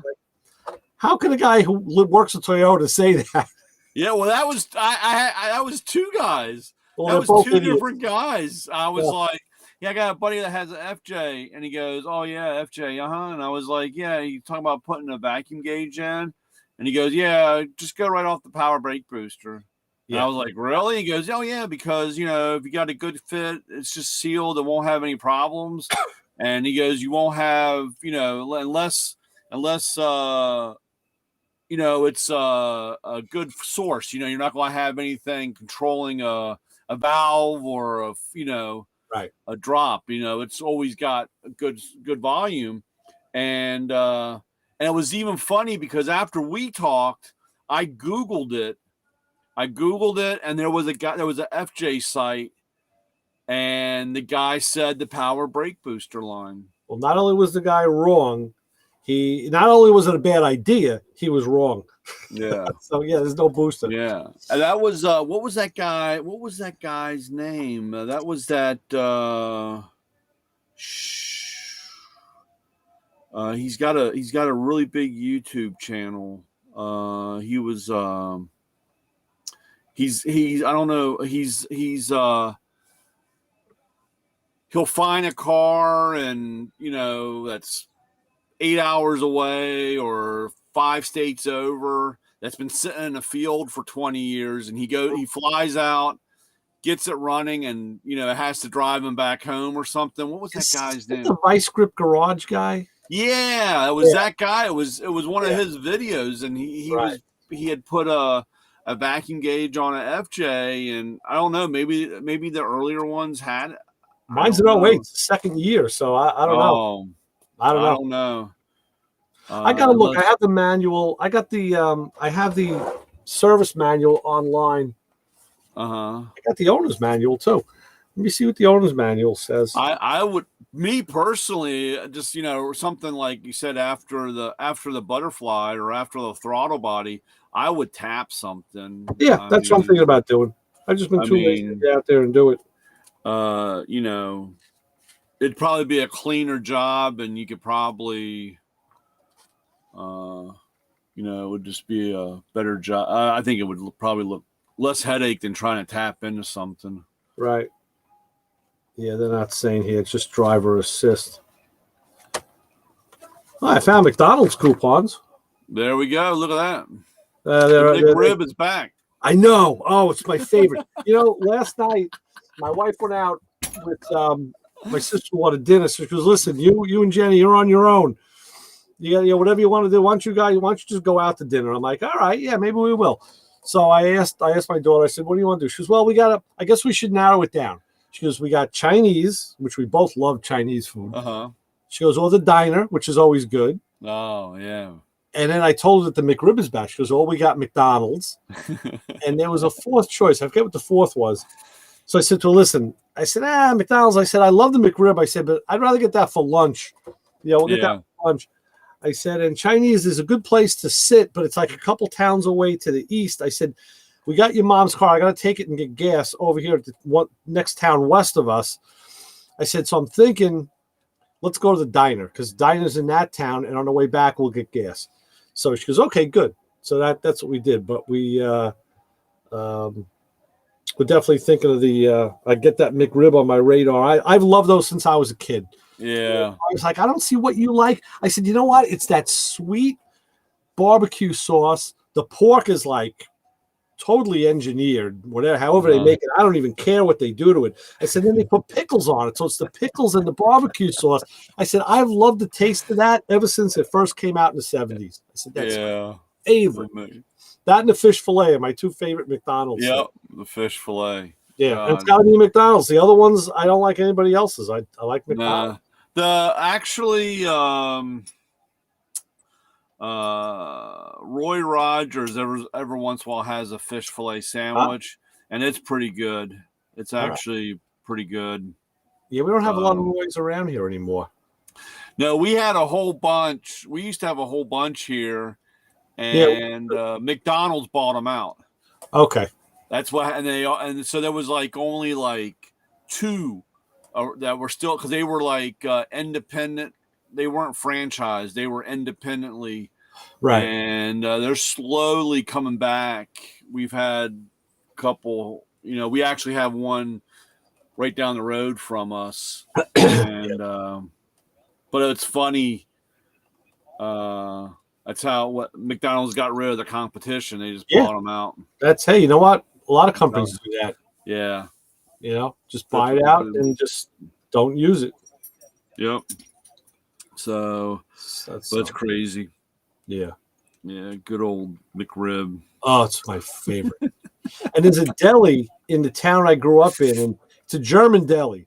So they always had great stuff. I mean, I would stop in there, even if it was just for like a coffee and a buttered roll, because the coffee was great and the roll was crunchy. It was like Yeah. real butter. I'm like, oh, fucking delicious. But they have the double layered deli counter with all the homemade stuff, and they always had this stuff that looked like a McRib. And one day, a couple of years ago, I was over there and I said, hey, what is that? He goes, oh, it's pork. He goes, it's pork with like, a barbecue sauce. I said, is that like a McRib? He goes, some people say that it is like a McRib. I said, okay, I'll take it, on a hero. Yeah. And, it didn't taste exactly like a McRib, but the consistency was right. And I said, man, that's good. Yeah. That's good. Yeah. It looks like a crime scene when you're done eating it. Well, that's when it's good, when you look like, Oh yeah. You can tell how good it is. If it's all over my shirt, it was good, Yeah, and like your mustache and everywhere to your face. Yeah. You need like 12 napkins. We got a deli down the street here, and it's funny because one of the guys, I guess he talks with one of your all's accents, so he must be a New Yorker or whatever. And it was funny because the guy was asking for a pastrami and something, and the guy goes, "You do have deli mustard," like that. And the guy I thought he was gonna come across the counter like, look, dude. Yeah. I know how to make a sandwich, You gotta have deli mustard. Yeah. Spicy it's mustard. So funny listening to him, but the best mustard for the best pastrami was always in like the Jewish delis. Because they always have that Batamti mustard. It's that really spicy deli mustard. Oh, yeah. Good stuff. Yeah. And but it's funny because of course, hell, I've been eating I've been eating at that deli for 30 years, so it's funny when I walk in, they're already making the order, so but when that guy asked, you guys got deli mustard here, and man, I thought he was his name's Jerry. I thought he was gonna jump across that counter and show him deli mustard. It was funny too, because we're sitting at the diner and they bring us the the coleslaw and the pickles. And I love deli. I love the diner coleslaw. I really do. And my daughter, same thing. It was like, she was, yeah, I like it. It's kind of creamy. And so I'm like, yeah, this is a very good one. I said, I know a lot of people that won't touch it because some diners, if they don't turn it over, some of them get it in like 5-gallon buckets. Yeah. And some of them make it. You can tell when they make it. This place does. Yeah. So that was, I devoured that, and then the pickles were good. So, she said to me, she goes, that dead deli that you like back where you grew up. She goes, was it the coleslaw you used to like there? I said, well, all their salads are great because it's a German deli. Uh-huh. And then she goes, no, you always went there for the rice pudding, right? I'm like, that's what it was. Yeah. I'd go in there and buy me like a half pound, 3/4 of a pound of rice pudding. I'd eat it before I got home. Yeah. I'd eat it in the car when I'm driving. Like, yeah, that's I tell you, that's some good stuff. Good stuff is right. Yeah, that's one thing I miss as a diner. We had a couple of them here, but that's one thing I loved when I went to school up there. Up where? Up in New Jersey, up in Mauwau or whatever. What school? Where you go? Porsche. The factory. Okay. And New Jersey's the diner capital. Yeah. Oh my God, I'd go up there, and it literally, that was every meal was at a diner. Yeah. And, well, that's what I said to my wife. We were, she's not a diner person, and I said, Lynn, I said the problem is the diner is the perfect place to go to eat. I said you can get breakfast, lunch, and dinner like any time of day. The only thing you can't really get is maybe a specialized stuff like specialized Italian, or special ethnic food maybe. I said, but diners they'll do Greek and they will do seafood. I said, so believe if there's not something that you can eat on that menu, then you can't be pleased. And you could always just have eggs, Yeah. Oh yeah. I would get up early, and go down to the diner, have breakfast. And then, of course, we go through training, and we would have like, I could barely make it because it was where I was staying was they only gave us a half hour for lunch. Wow. And you know, by the time, especially, you know, to make a right, you had to make a left or whatever. You know, the traffic was just, no matter what time of the day, it was a pain. But I could barely make it down, pick up a meatloaf sandwich and head on back. You know, it was like, you know, and then you rolled in there. I think one night I had dinner, and then I guess for whatever reason, couldn't sleep or whatever.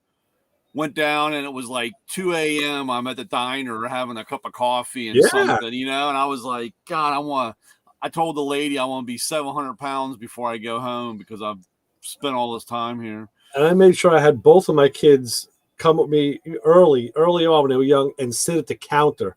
Yeah. I said, you gotta go down, you gotta sit. And my wife, like, she has no part of that. She goes, no, I don't want to sit in the booth. I'm like, listen, you gotta sit at the counter. You gotta get that counter experience, man. It's, you know,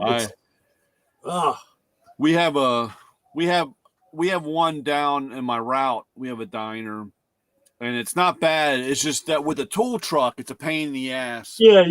Being down in the business, being down in the city, trying to find a place to put it. Right. And out of the way, you know, so it's kind of a pain. So I was just thinking, when you said that there's a deli there, I guess that's probably as far south as you're really going to see normal delis, right? I mean, because I didn't see any of them down in North Carolina. Yeah, I mean, we have quite a few. There's a really good German one down the road. I've only been in there a couple of times. They're kind of if you don't meet their criteria, they get kind of skidded, you know. Yeah. The only thing that I have to admit that when they see a big guy like me walk in, you know, I do break the ice. Right. Not being German or Polish or whatever, you know, that whole ethnic thing. It's hardcore. Yeah. Yeah. It's kind of tough to get the order or get your That's stuff. how I always felt walking into a plumbing supply store. If you don't speak their language, they sniff you out right away, and they know you're a civilian. Yeah. We have a electric supply place, and I needed some stuff when I had to fix my air conditioning, and I went in and I didn't talk that lingo, and he goes, you got to have a license to buy from here, you know. And I was like, oh, come on, buddy, you know, you can help me out, blah, blah, blah. And then he saw my tool. He goes, oh, you're the tool guy? And I'm like, yeah. And he's like, well, I got this. And I was like, oh, you need a license for that. I just sent you an article yesterday that I gotten out of at work. I read old everything. Oh yeah, I started reading that. I started looking at that. It's a great article. I mean, the first part of it is about a guy. Really, what it is a guy who was a mechanic, and someone in the family had their home AC went bad, and they got like some outrageous price to fix it. So he said, let me just take a look at it. So he just applied the electrical knowledge that he uses on cars to the AC. But he said the beauty thing is, he goes, working on the AC, once you pull the first like cover off, everything was right there. Not like a car where you got to go digging and searching and moving other things. He goes, it was right out in front of me. So he used his electrical knowledge and he troubleshot the thing. It was a bad set of connectors, and he couldn't get those anymore, but he could only get the heavy duty ones, which were better, and repaired this thing, and it was a good lesson. And the second part of the story was about a new Corvette where the guy had it came in with a blown fuse when the guy used the AC, and it was the owner's son's car. Yeah. So it had to be fixed. The funny thing was, the thing that touched, he was saying how he wasn't making time on it because it was the owner's son's car. So it was like 5 hours, 10 hours, 20 hours. They bring in the reps.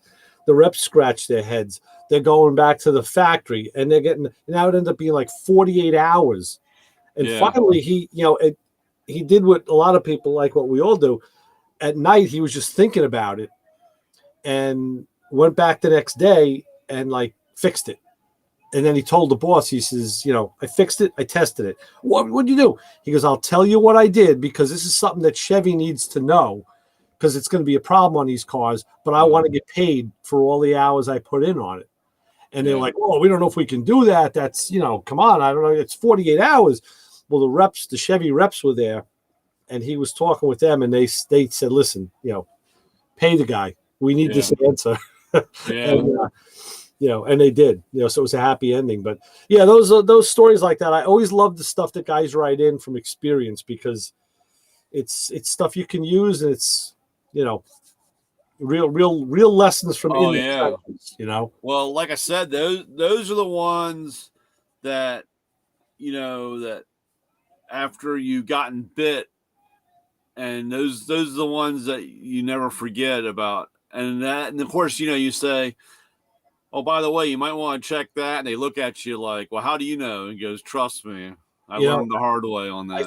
I thought of my friend Lenny, who had worked with my brother at Porsche. He is the Audi king. He has been for years. I told you about him. He's the guy that other dealerships will call him in on the, whatever they can't fix, whatever their guys can't fix. He's the guy that comes in, and because he just has a great troubleshooting, sense about it. And he told me a couple times, he goes, Ray, he goes, the problem is, he goes, I work on these cars, and he goes, you can't book the hours that you're diagnosing, because customers never going to go for that, and then corporate isn't going to go for it. I said, so what are you doing? You can't work for free. He goes, no, luckily, depending where you are, you got a good service writer. He says, they'll work with me, and I'll get comp time, or I'll get something. They kind of make it up to them as best they can. But, it's tough. It's funny you were talking about I had one time with the furnace, with the heat. I come home, and the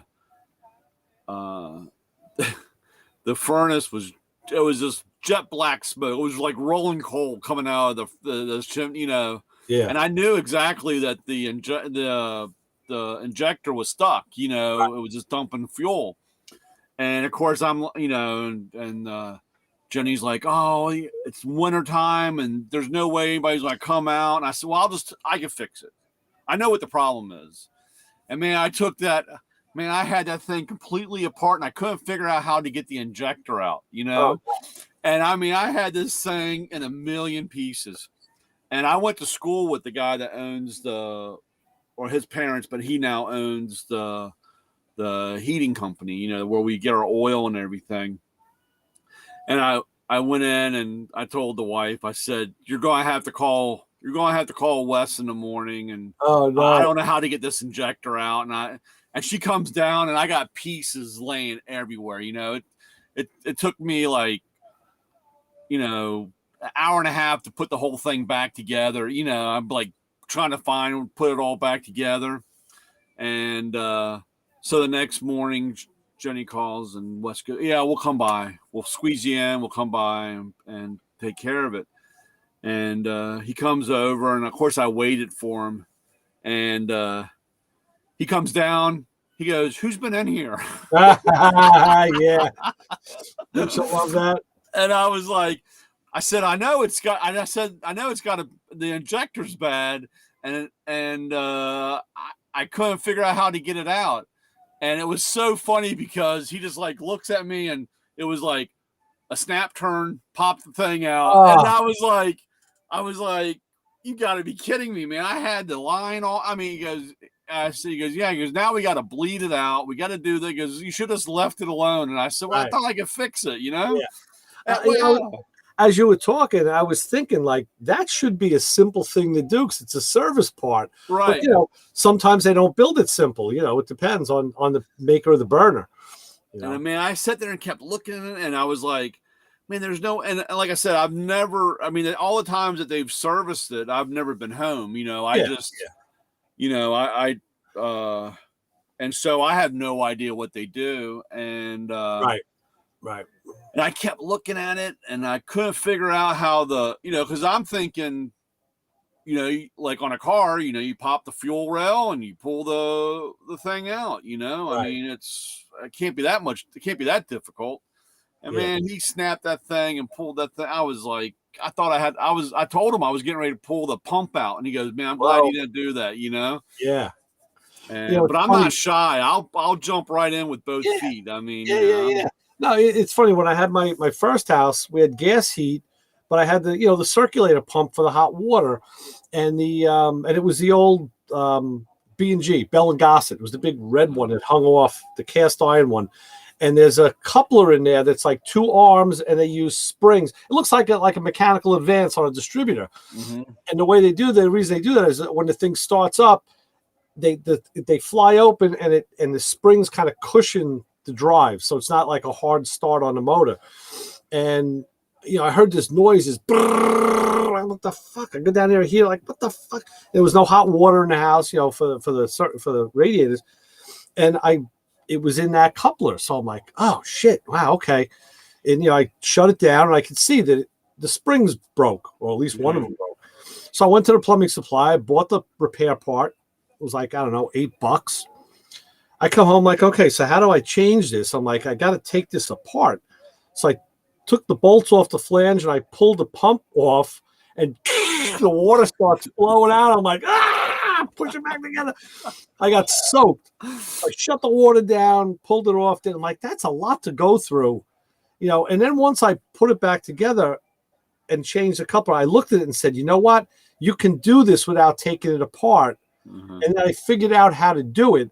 You take it out past the flange, and then there's a shut off.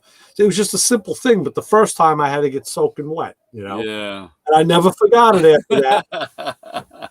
And then in this house, I come in here and I got 3 zones. I had 3 B&G.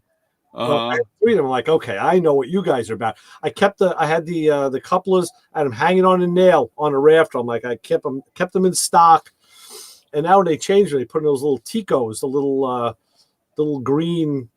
Ones. Now I have 1 Tico, just 1 circulator, and 3 zone valves. So I told the guy, I said, I'm really not crazy about that, because if this 1 circulator goes down, the whole house goes down. At least before, it was each zone. He goes, yeah, but these Ticos, they last a long time. I'm like, I know, but what's a long time? And if it does go, it's going to go in the cold. Of course. It always does. I mean, yeah. Well, I had a furnace for years. I had my furnace it's an oil furnace, but it had been a converted coal furnace from back when, and it was still going. I mean, the thing was burning like in the 60s for efficiency. Not bad. Very, very, actually very good, because we kept it clean and we kept on top of the maintenance.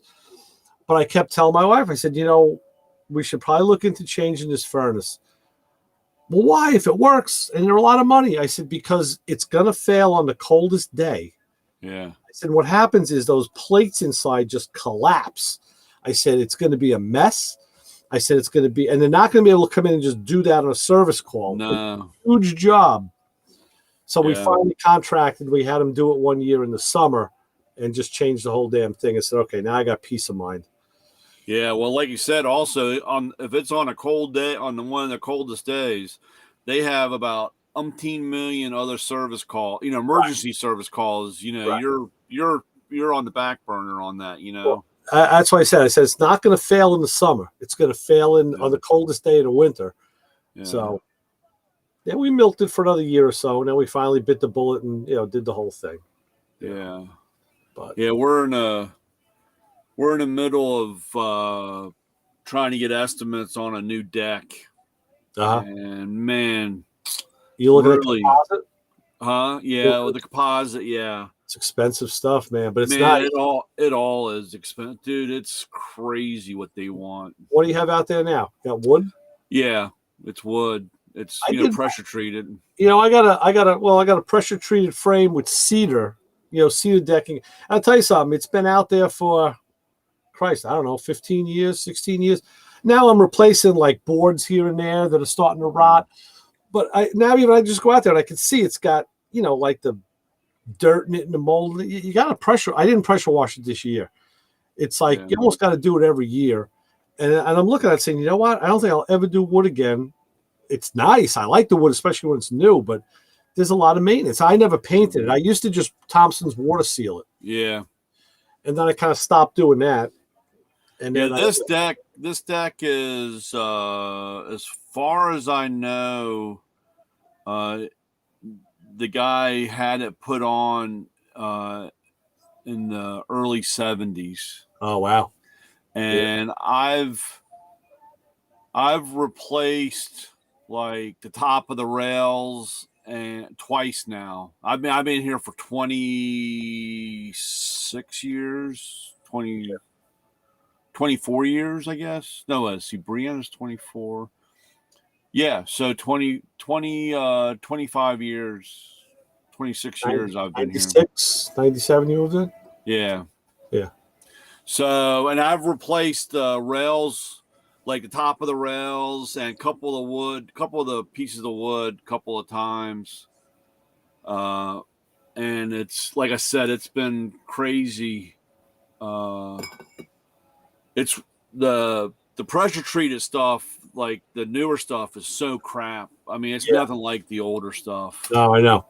And I got to do it again. And the biggest problem that we have, or not the biggest problem, but I like to go a little bigger. I like to add about 3 feet to it, so that when we're all out there on the picnic table, you can walk around without rubbing up against somebody or sticking your butt in somebody's face when they're trying to eat or whatever. You know, it's a little tight. Sure. So, and then we have a lower deck that comes down, and we have a lower section, and it used to be a concrete pad, but it was really, really small, and we had put a deck down there, and that only lasted. It's too close to the ground, so the moisture underneath of it wiped that out. Yeah.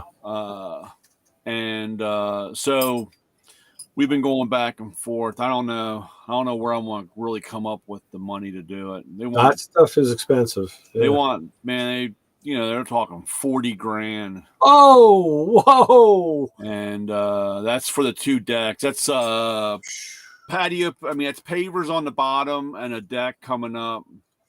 And wow, it's insane. I was like, man, I really wish I had done it before COVID, because, like I said, everything's so freaking expensive. They're getting away with it, man. They're just sticking it to you. Yeah, so you wait it out. See, listen, what if I give you a plate of brownies? Get a better deal? Get a discount? Come on, man. I tell you, these guys. So, but we got another guy coming out with an estimate and seeing what happens. I don't know. Yeah. I like to try to, hopefully we won't have a harsh winter. We haven't had a bad winter. I heard this winter is going to be warmer and wetter, not cold and snowy. That was the one projection I had heard. Yeah. Me and you last year got away. We got more probably snow than you guys got. You did. You got more than me. Yeah. And I got the junkyard. I got the junkyard snowblower. I took it off the stand today, put it on the ground, started. I got the auger going. I'm like, all right, I'm gonna go with this. I'm gonna go with this thing, man. I'm gonna see how far it'll get me. Yeah, I was last weekend. It's on one of my things to do.